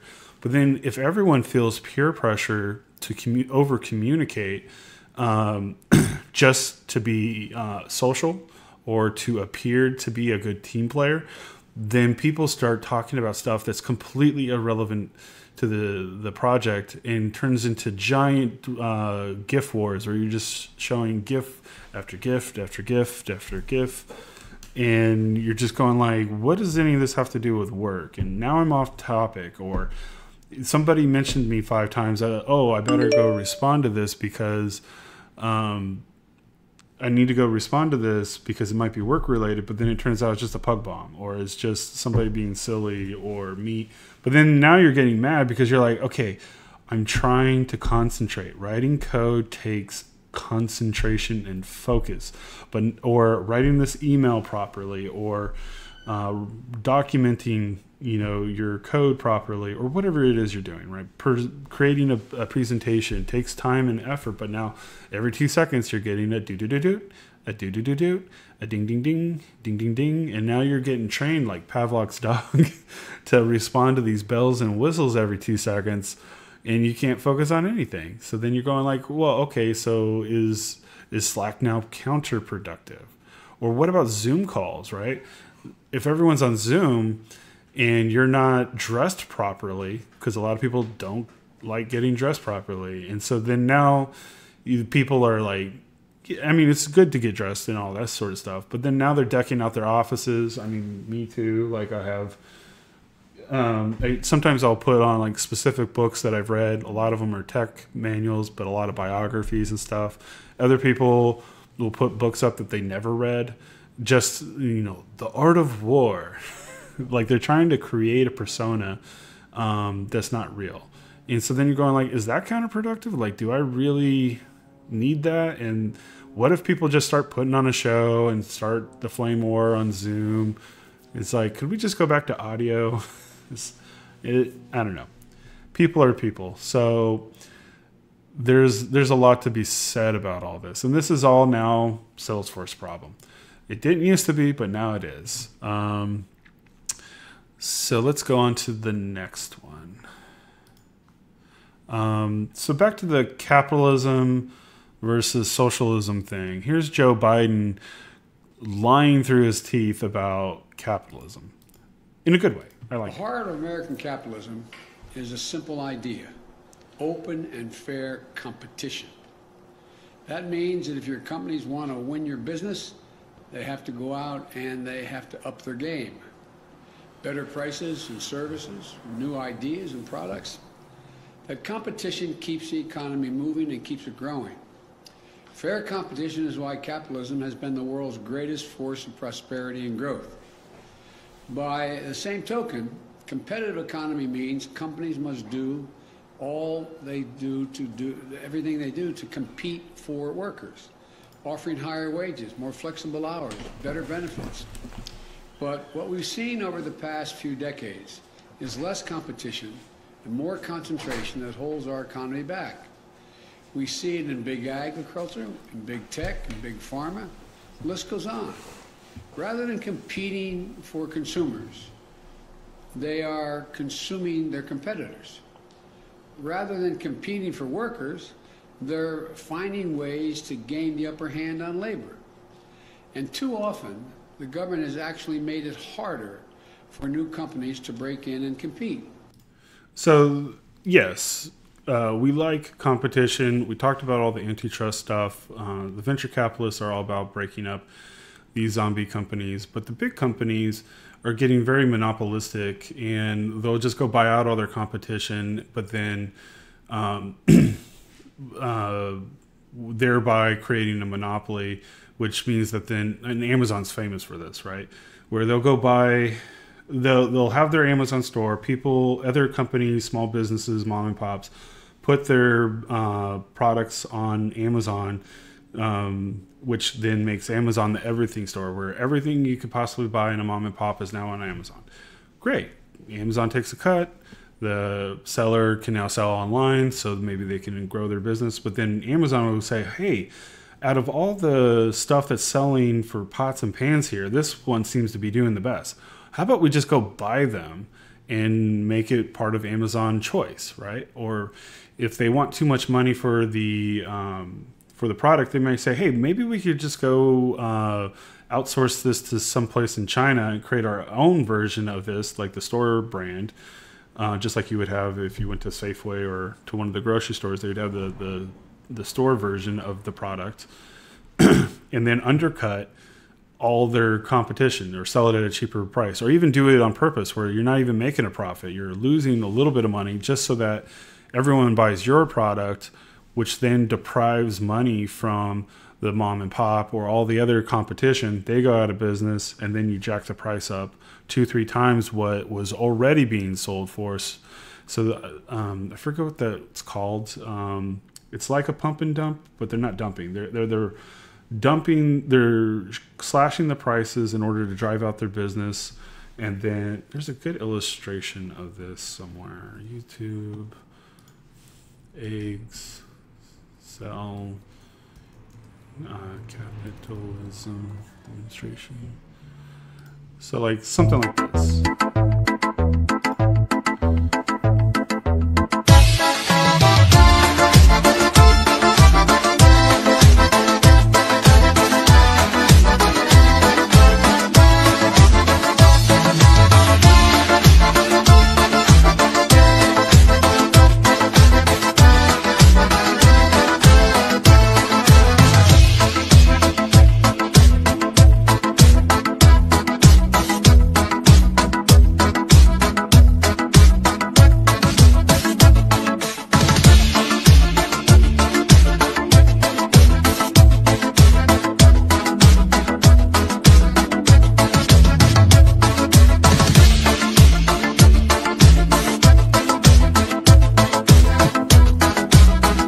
Yeah, so as you can see, Amazon's famous for this sort of thing.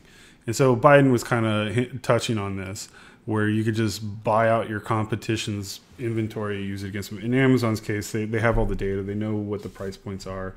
They know where to outsource and buy literally anything manufactured from China at a much cheaper price. And since they have a lot of money to do it, they just have to outlast their competitors, and then they can jack up the price.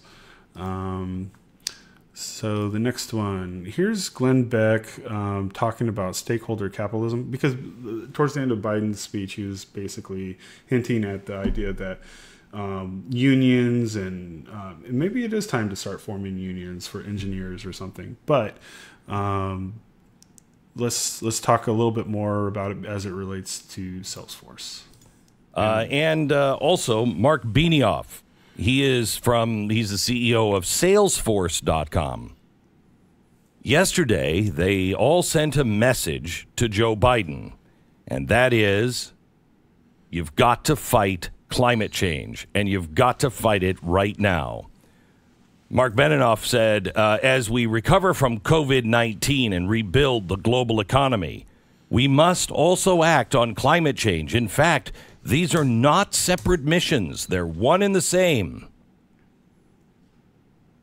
Now, as somebody who would run a global company, I would wonder why some of these corporations that are, let's say, making shoes or clothing over in China would want a heavier tax on, let's just say, oil, because they put all of their products onto a giant ship and ship it over from China. So it seems to me as though that would hurt their bottom line. Okay, so the explanation is, oh, well, they care. Yeah, so Beck's driving at some of the same questions that Paul was talking about. Why are they doing this? Or even Carl Icahn going like, why are these people here? Or why are they doing things the way they're doing it? Why are they talking about Klaus Schwab and World Economic Forum? And why are they talking about stakeholder capitalism? What's the purpose of all this?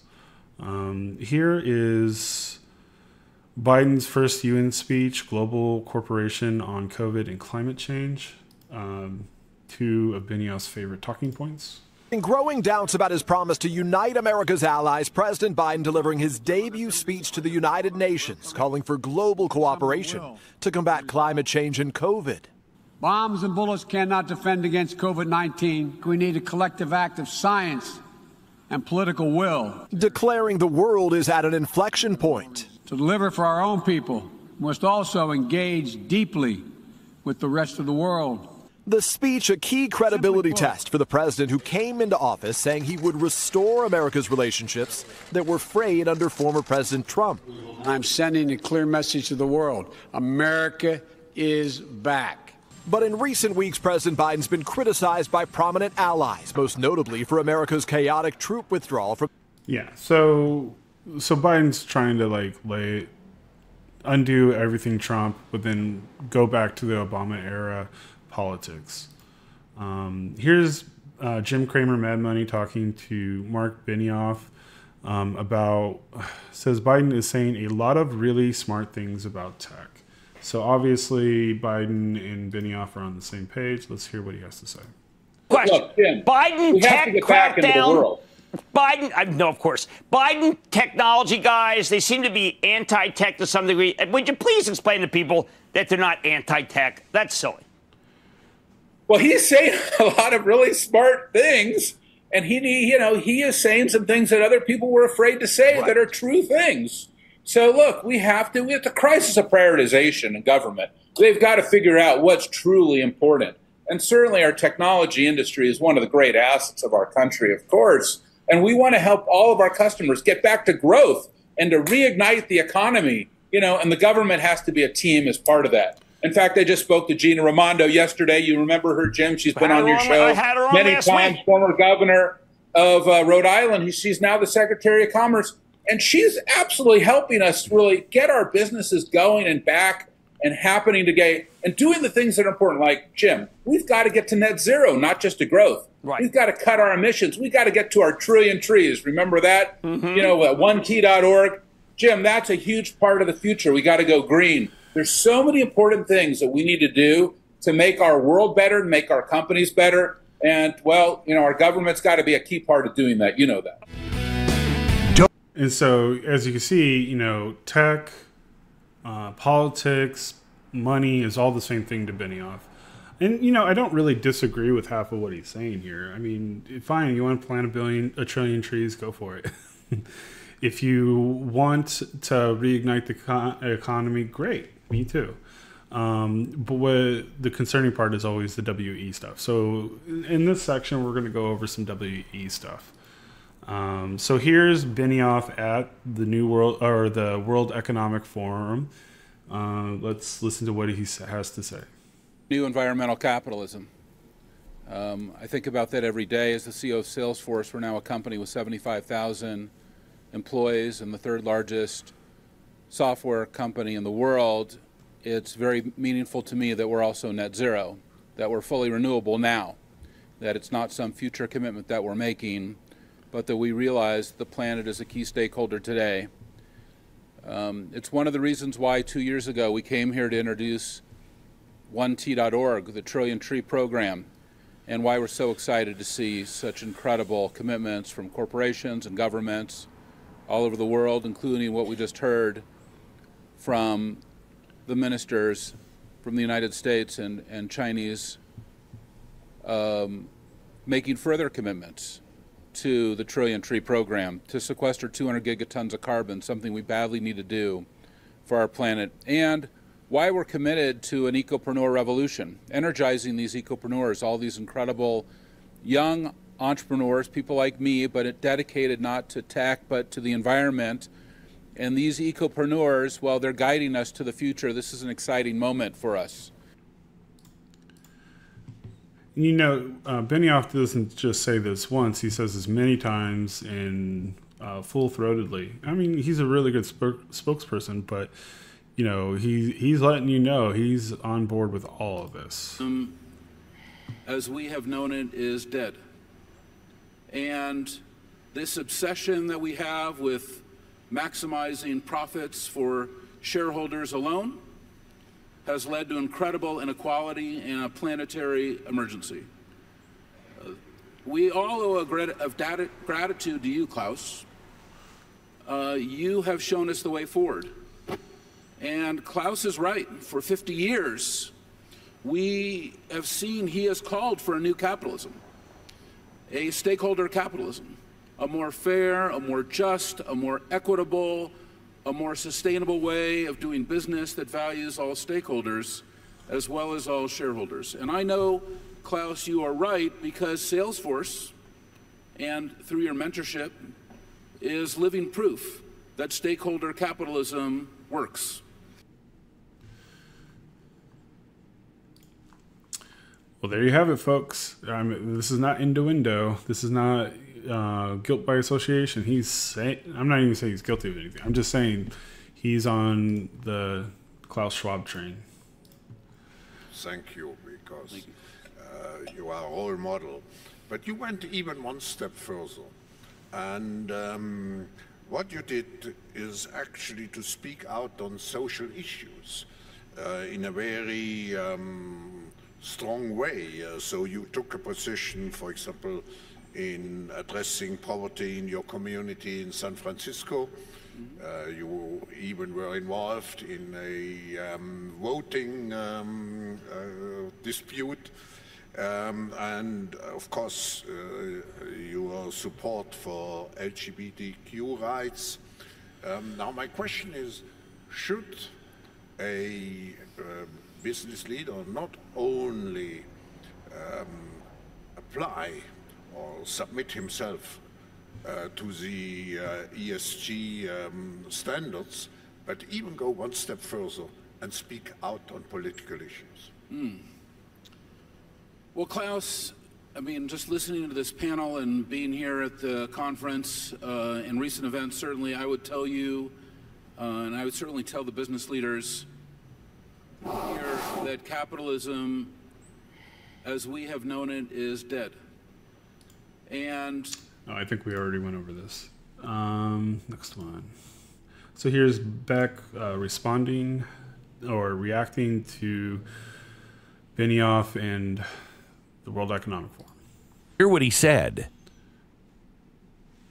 Capitalism is dead. Capitalism is dead. So now how can a capitalist worth $8.8 billion, who's running a global corporation, who's joining with very successful capitalists, how can he possibly say capitalism is dead? Well, because there's a new goal, and I want you to hear carefully. This is what was played yesterday at Davos, at the World Economic Forum's conference on the Great Reset. And I want you to listen to how they have changed the message. A year ago, before we started talking about it in A. The pandemic has radically changed the world as we know it. And the actions we take today as we work to recover will define our generation. Now is the time to think what history would say about this crisis. 2020 has been challenging on a lot of levels, as economic, environmental, and societal frailties have been laid bare. But it's also proved that when we need to, we can act rapidly and restructure our lives. Stop. The recovery from the pandemic is an opportunity. Stop. Listen to the words "the people" differently. I want you to understand that the people are not in these meetings, okay? Global billionaires, global corporations, global banks, and global leaders are in this, but not you, not the average person. Right? And we're seeing it. It's all playing out in front of our eyes. So I think everything Benioff's been talking about is in line with what Beck just said. And I think that's also what's attracting the capitalist or the corporate raiders now. And I'm starting to look at it as a good thing, the corporate raider thing, because it puts a check and balance into place.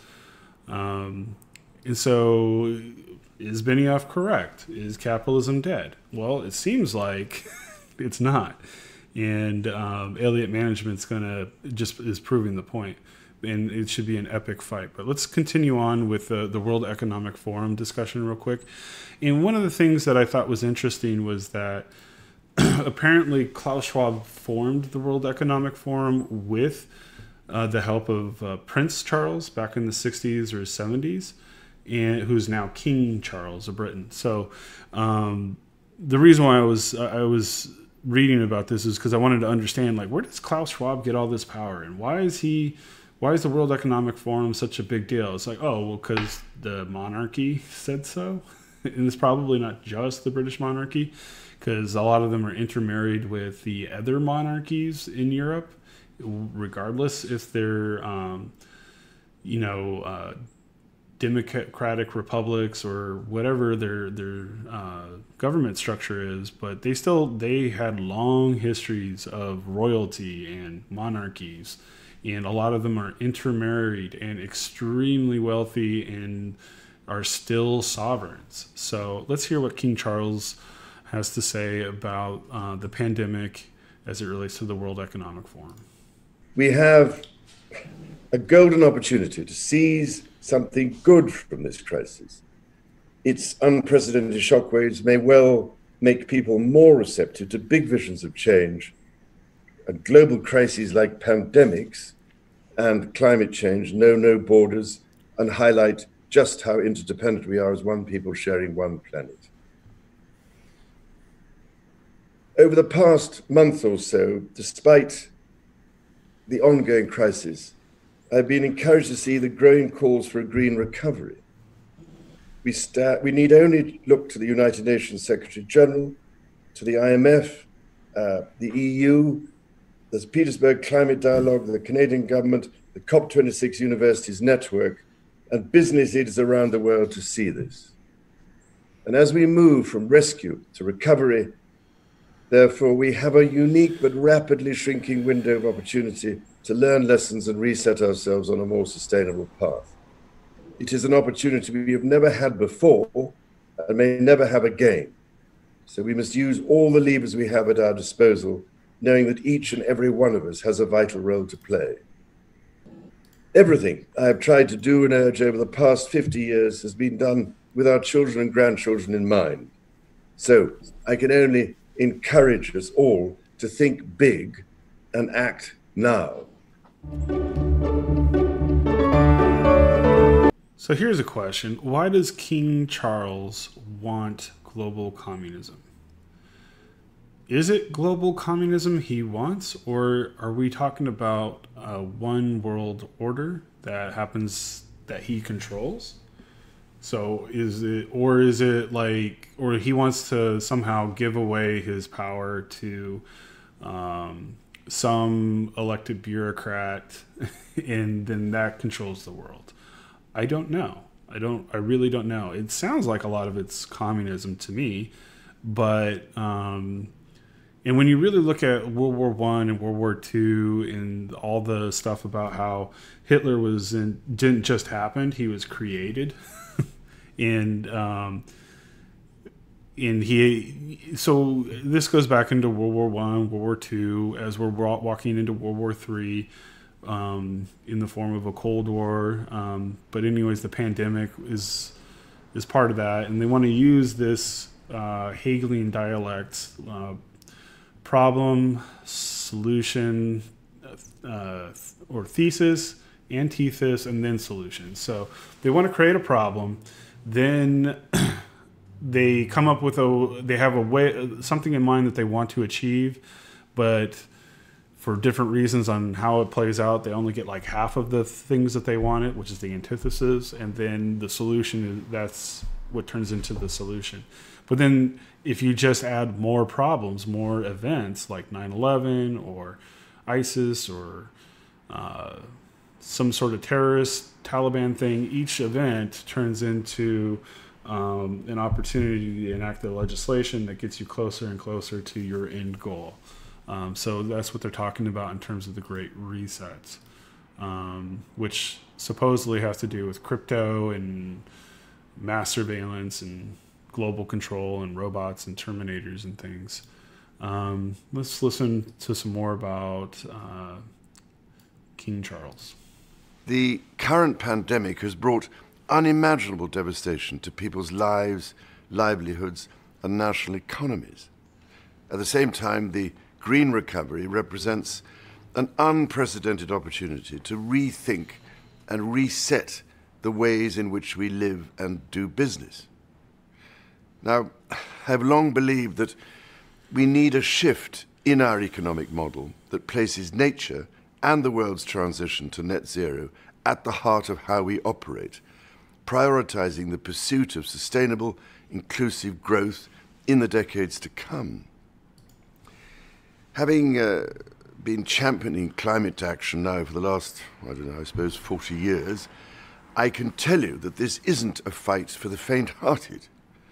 However, increasingly we are seeing more and more businesses, investors and consumers prioritizing sustainability and thus creating a much more virtuous circle of supply and demand. By leveraging market forces and the immense resources of the private sector, there is hope that we can transform the situation.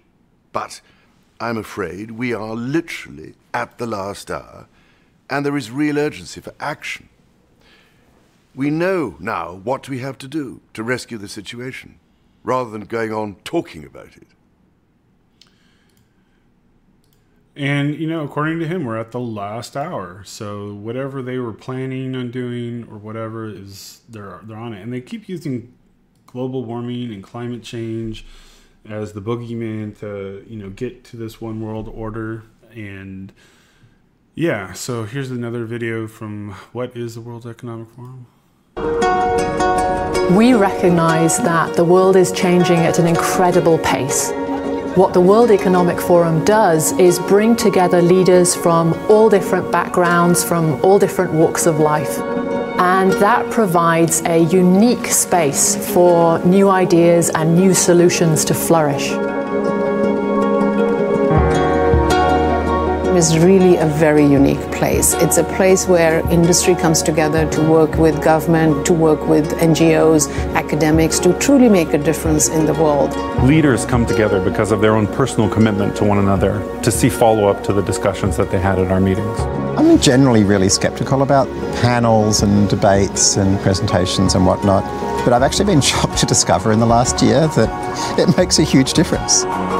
The present challenges in a complex, interconnected, fast-moving world cannot be met by one stakeholder group alone. It needs collaborative efforts. Magic moments happen all the time at the World Economic Fourm. You know, it sounds great, doesn't it? Like the marketing is just so slick on this. It sounds wonderful. It sounds like, you know, like very collegial. Like, you know, we're all in it together, guys. But then I think the pandemic showed, like, once they decide that they want to force everyone to have vaccines or force a new technology onto someone or force people to do things, you're like, wait a second. This sounds terrible. This is awful. And then, you know, then everyone starts demonizing these people. And rightly so, you know. And I'm only bringing it up just to illustrate that this whole Salesforce layoff and then the Salesforce activist investor is literally, maybe it's a good thing. Maybe capitalism is king. Maybe like it's not, the fight isn't over. I don't know. But there's definitely this thing going on where you have the World Economic Forum trying to run things. But then here in America, there's still individuals that are doing their jobs of cleaning up the zombie companies or breaking them up and then trying to repurpose the resources. And you can argue if that's good or bad. I'm starting to think it's a good thing, but here we are. So which one's this? This one is the Great Reset Initiative is an economic recovery plan drawn up by the World Economic Forum in response to COVID-19 pandemic. The project was launched in June 2020 with the video featuring the then Principal. I think, did we already watch this? The Great Reset.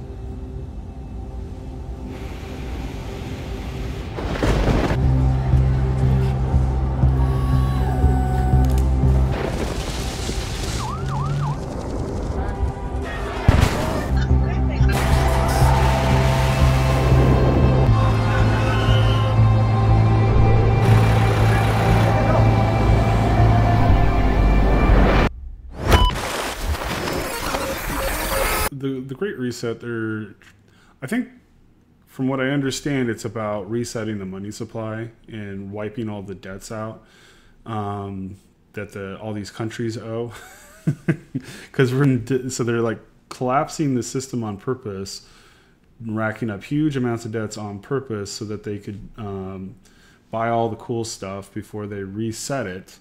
And then when they reset it, where you have a new crypto currency and then your money turns into spyware essentially, because now every drug deal is going to be on the blockchain if you're using crypto.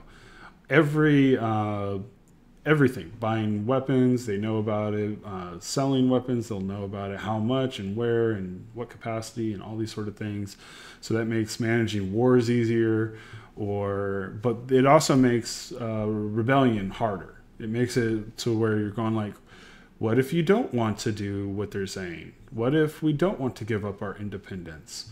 What if they're doing something really wrong, like, I don't know, putting 10 million Uyghurs in concentration camps, or using them as slave labor to make iPhones or something? Like, what if you don't want these things?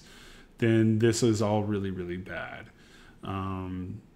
So I guess it depends on what their intent is. I can argue it one way or the other, but those are the concerns. Okay, so that's all done. Next one.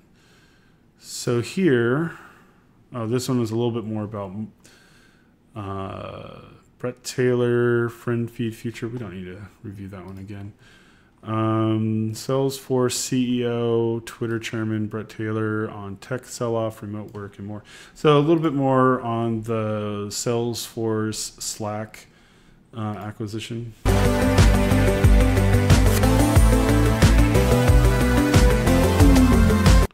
It's packed. You know, it's been 2 years. People are craving to reconnect with each other.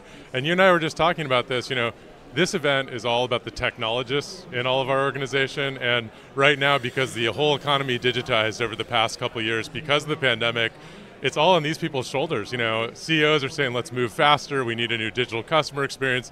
They're here today to get the tools and technologies to move faster and empower each other, learn new skills, and it's great to reconnect. So they're not here for the cold brew. They're here for the cold brew too. You know, the fun part about these events is, as you know, it's about learning new tools and technologies, and they're all going to go out for drinks afterwards. Yep. But that's what we've been craving for the past couple of years, and it's so amazing to be back in person.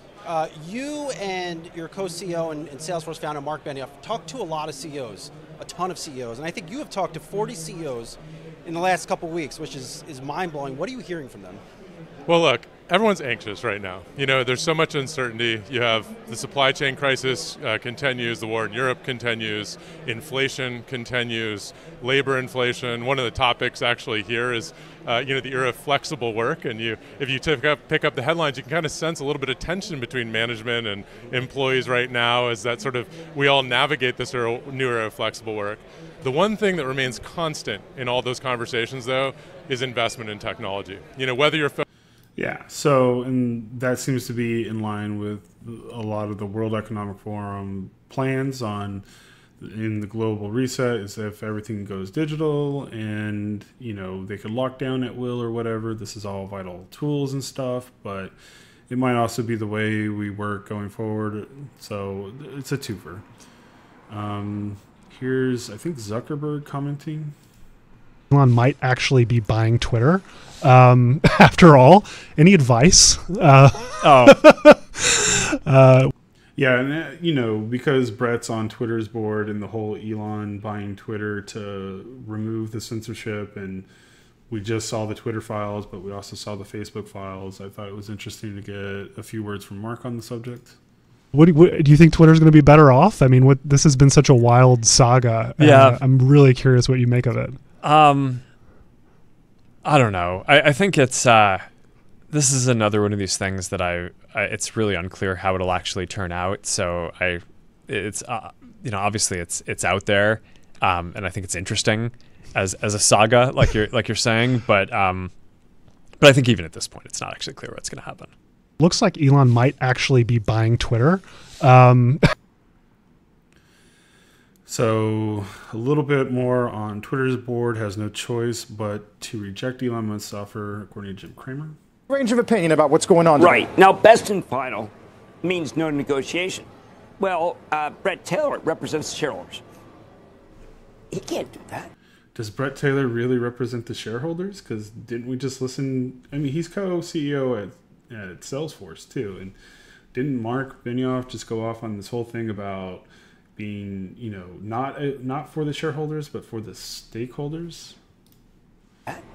You can't just say, hey, you know what, we'll take it. You can't. That's not fair to the shareholders. And I think we keep, in all the coverage this morning, I've not heard about the shareholders needing protection from Elon. He can't steal the company. Even if he thinks he has a better idea, that doesn't get him to be able to take the company.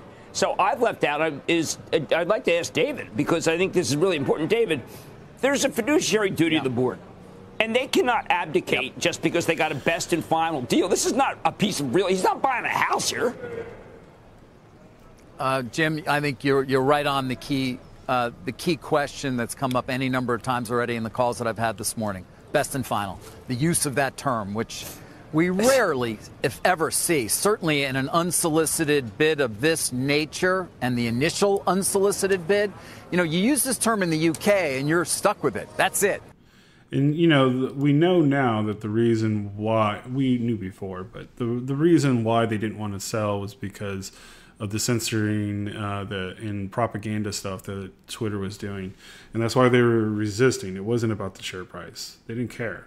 When the government owns the banks and they can print as much money as they want, and Twitter is just a really helpful tool in spreading rumors or suppressing information and stuff like that, or even tracking people, do they really care if it makes money too? It's like, no, they just want the capability. And if Elon buys it, you just took their tool away and their capability away. Now they're all pissed off. So, how'd you know? Little bird tweeted in my ear or something. I don't know. It will be miserable, but you still want to do it. Why? I mean, I hope it's not too miserable, but it's important to the function of democracy. It's important to the function of the United States as a free country and many other countries, and to help freedom in the world. And so I do think this will be somewhat painful, and I'm not sure that I will actually be able to acquire it. So Elon gets Twitter, but he's bringing investors with him, and he's trying to strip out the censorship and the banning and all that sort of stuff that was being put there by the FBI. And the other interesting thing about Elon doing it is that he also was part of the PayPal mafia. And before PayPal, he also had Zip2, and so it was like online directions and maps and stuff. So it was like Google Maps before Google Maps. That's where he got some of his initial money to, like, I think 30 million was the when it got acquired. I think it was HP, Hewlett Packard bought it or something. I forget. And that's what he used to do the PayPal thing. But the PayPal thing was a banking thing. And then with the $1.6 billion from PayPal, he went and did Tesla and SpaceX. And now he has Starlink and rockets and robots.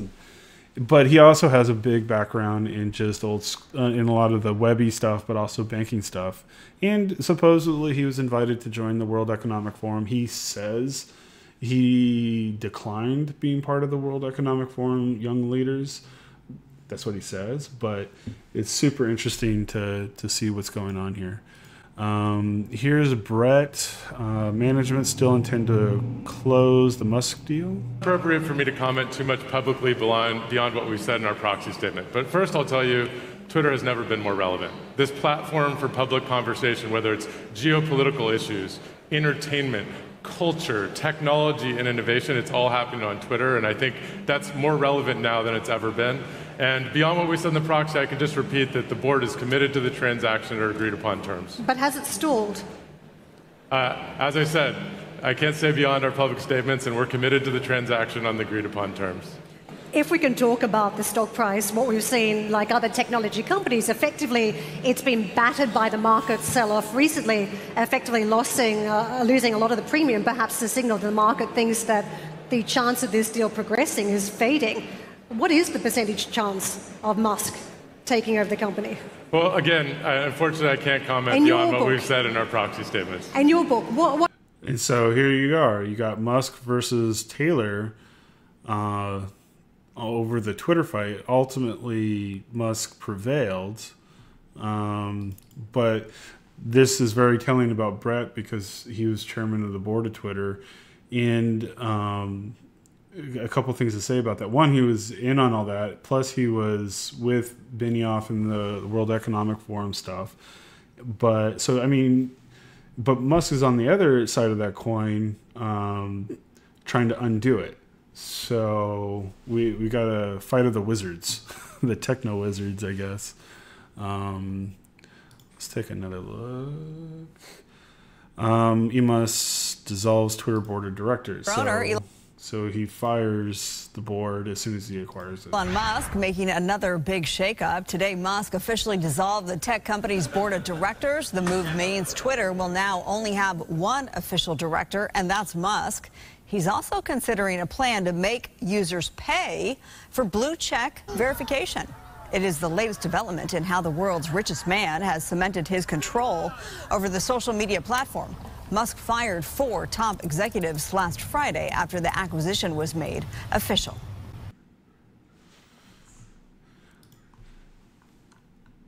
So let's get some reactions to the Twitter deal.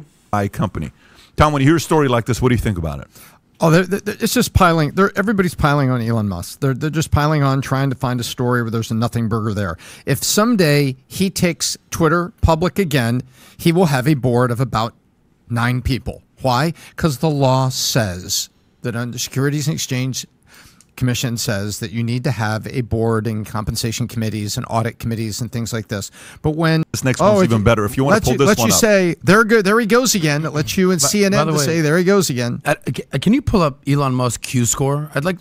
What I want to know is, like, what is it about Elon, or why there's so much hate towards Elon? Is it because he's a billionaire? Is it because he trolls people? Is it because he's childish? Is it because they word he's taking over the world? Is he an advocate of free speech? Because, you know, that's not what they like these days, apparently. I don't know. It's because he's undoing the World Economic Forum's hard work and the FBI's work and the government's work of moving into the Great Reset. That's why. I mean, there's a lot of haters out there that are just jealous of of everything, but I think the uniformed fight is over the Great Reset. I think freedom of speech is pretty damn cool. Even Twitter. Go to Gates. Okay, so go to Elon. Okay, go to Cuban. Go to Buffett. Go to Bezos. Elon's the most Bezos is the most disliked, by the way, out of all of them. Interesting. Bezos is 38%. Yeah, Elon can you go over these 33%. numbers? Yeah, if you look at go to Donald Trump Jr. Let's see what that one says. Facts are how they have it. handy. He's disliked by 53%. Go to Zuck. Of course. He's disliked by 49%. Zuck is almost disliked as much as Donald Trump Jr. is. That is very, very strange. Go up. So Bezos was what? Disliked by 38%. Buffett was 17%, 20%. Musk was 30. Click on Musk, 33%. And Gates was 29%. If you click on Gates. By the way, this numerical order, is it like there's a reason for it? Is it based on? Yeah, that's kind of interesting. You know, how much do you hate the billionaire tech wizards? But there's lots of reasons to talk about. I think this video does a pretty good job of explaining stuff. Let's see here. Leaked audio, Twitter all hands call, April 25th, 2020. Plan on dealing with a mass exodus, considering the acquisition is by a person with questionable ethics. The question of attrition, as Parag stated, one of the themes of today is continuity. And ensuring that Parag and this leadership team continues to operate the business successfully on behalf of our users, on behalf of our customers. And that has obviously been a big topic of discussion at the board. And as I mentioned, an area that is important to Elon Musk as well, because of the importance of Twitter as a service. With no board in place, who will keep Elon accountable and how? Elon made it clear in public that a large part of the reason he bought the platform was because of our moderation policies and disagreements in how we deal with health. This puts Twitter service and trust and safety, as well as anybody who cares about health on the platform, in a very difficult position. Twitter service, the role of our policies. Yeah, I don't like listening to that guy at all. Parag is terrible. Let's bring the first batch of Twitter files into the conversation, the one that Matt Taibbi exposed. What he did was confirm that a completely true story by the New York Post about Hunter Biden that came out a month before the election was suppressed by Twitter executives, including at the behest of FBI agents and former security state officials. So this has now been exposed. There was no legitimate basis for suppressing that story. It was true. It was a respected publication. They did it anyway. This is election interference. The same people who pride themselves on strengthening democracy are engaged in this wide-scale censorship of one side of the political debate, including of true stories before an election. And then they puff out their chest and say, we're protecting democracy. They're not protecting democracy. They're interfering with democracy. They're interfering with the public's right to know. And then we look at a country like China and we say, well, we're so much better than them because they've got this problem over there where the state and big tech are colluding to create a Big Brother-like system. Well, what is this? What are these tools that have been exposed? 1% this is a Big Brother-like system. Yeah, Jason likes to downplay anything that makes Democrats look bad because he's a liberal progressive.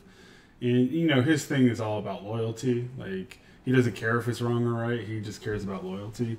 And Sachs is obviously on the conservative side, but he's like old school libertarian, if he's on the Republican side. Which is kind of how that's kind of where my leanings were. It was always independent, libertarian, whatever. But anyways, yeah, so, I mean, here's David Sachs from Yammer, an ex-PayPal guy, and working with Elon working with him, more just advising, Jason too, on the Twitter files. But, you know, the Twitter files, all it does is provide the receipts for what we already knew. Now they can't lie about it anymore. The reason why I think this is so relevant, other than to the Salesforce thing, is because what if this guy, what if Paul decides, the investor guy, decides to say, hey, I want to sit on the board. Okay, now that I'm a board member, clearly Slack is probably working with the NSA. Is that true? Yes or no? Oh, it is true. Well, that sounds like leverage to get rid of the board members. That sounds like I could threaten you with this to expose it to the public and then get the shareholders to remove you. Or maybe he doesn't want to do that. Maybe he doesn't want to destroy the company and part it out. But that's usually not how these things work. So I'm guessing there's going to be some Salesforce files as it relates to the Slack files. Also, Brett Taylor headed up the whole Slack initiative. And so I'm guessing his handprints are all over that. Now that he left Salesforce and the Twitter board, you know, there could be a lot of lawsuits that are coming his way. I'm sure nothing will really happen. I mean, I think he's protected. I think he's like in with all the Democrats on this stuff, so they'll protect him to a degree, as long as they have power. But we'll see. Okay, yeah, but just you have to. I know you want to make it like an equivalency. It's less than a 1% equivalency, because in our society we can have moments like this, and we can have investigations. So just to put.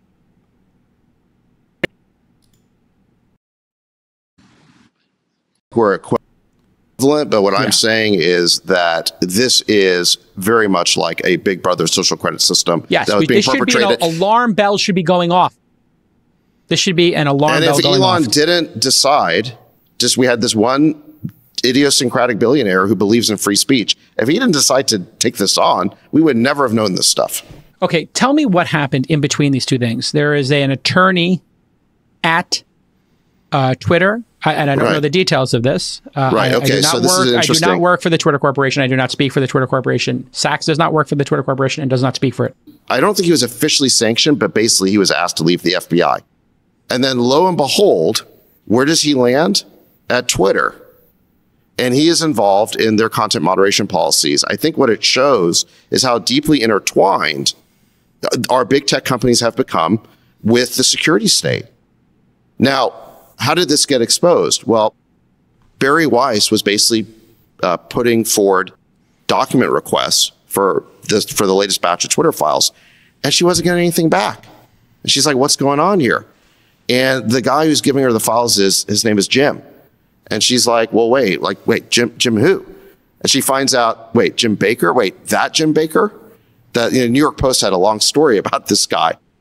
And so it was discovered that the guy who was curating the Twitter files was this former operative of the FBI who was involved in the Russian collusion hoax, and then was involved in their blacklist decisions. So in any event, once this came out, Twitter fired him. And then, Yeah, so real quick. Republican. Yeah, so I know the Republicans are.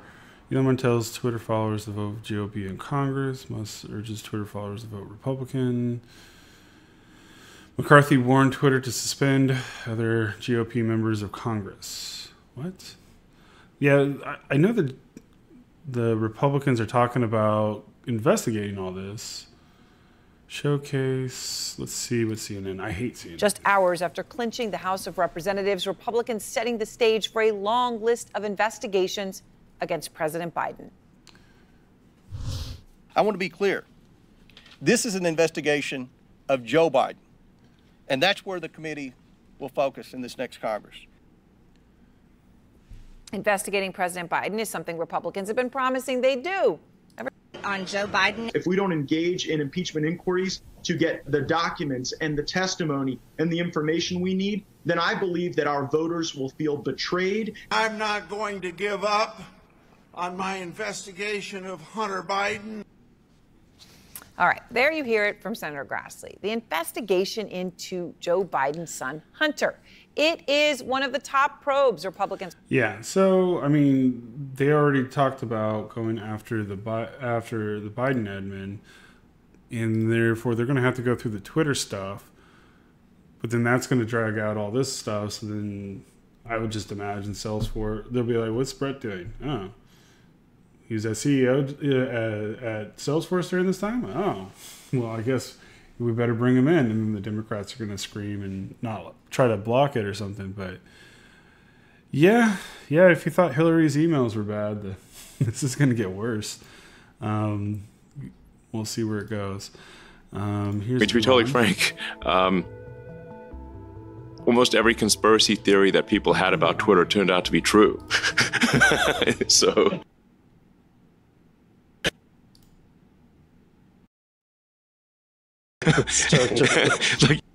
Something happened to my audio. Apologies. The so-called Twitter files, which were written by a group of independent...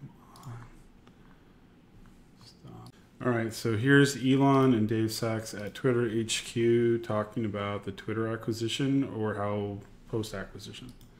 I mean, to be totally frank,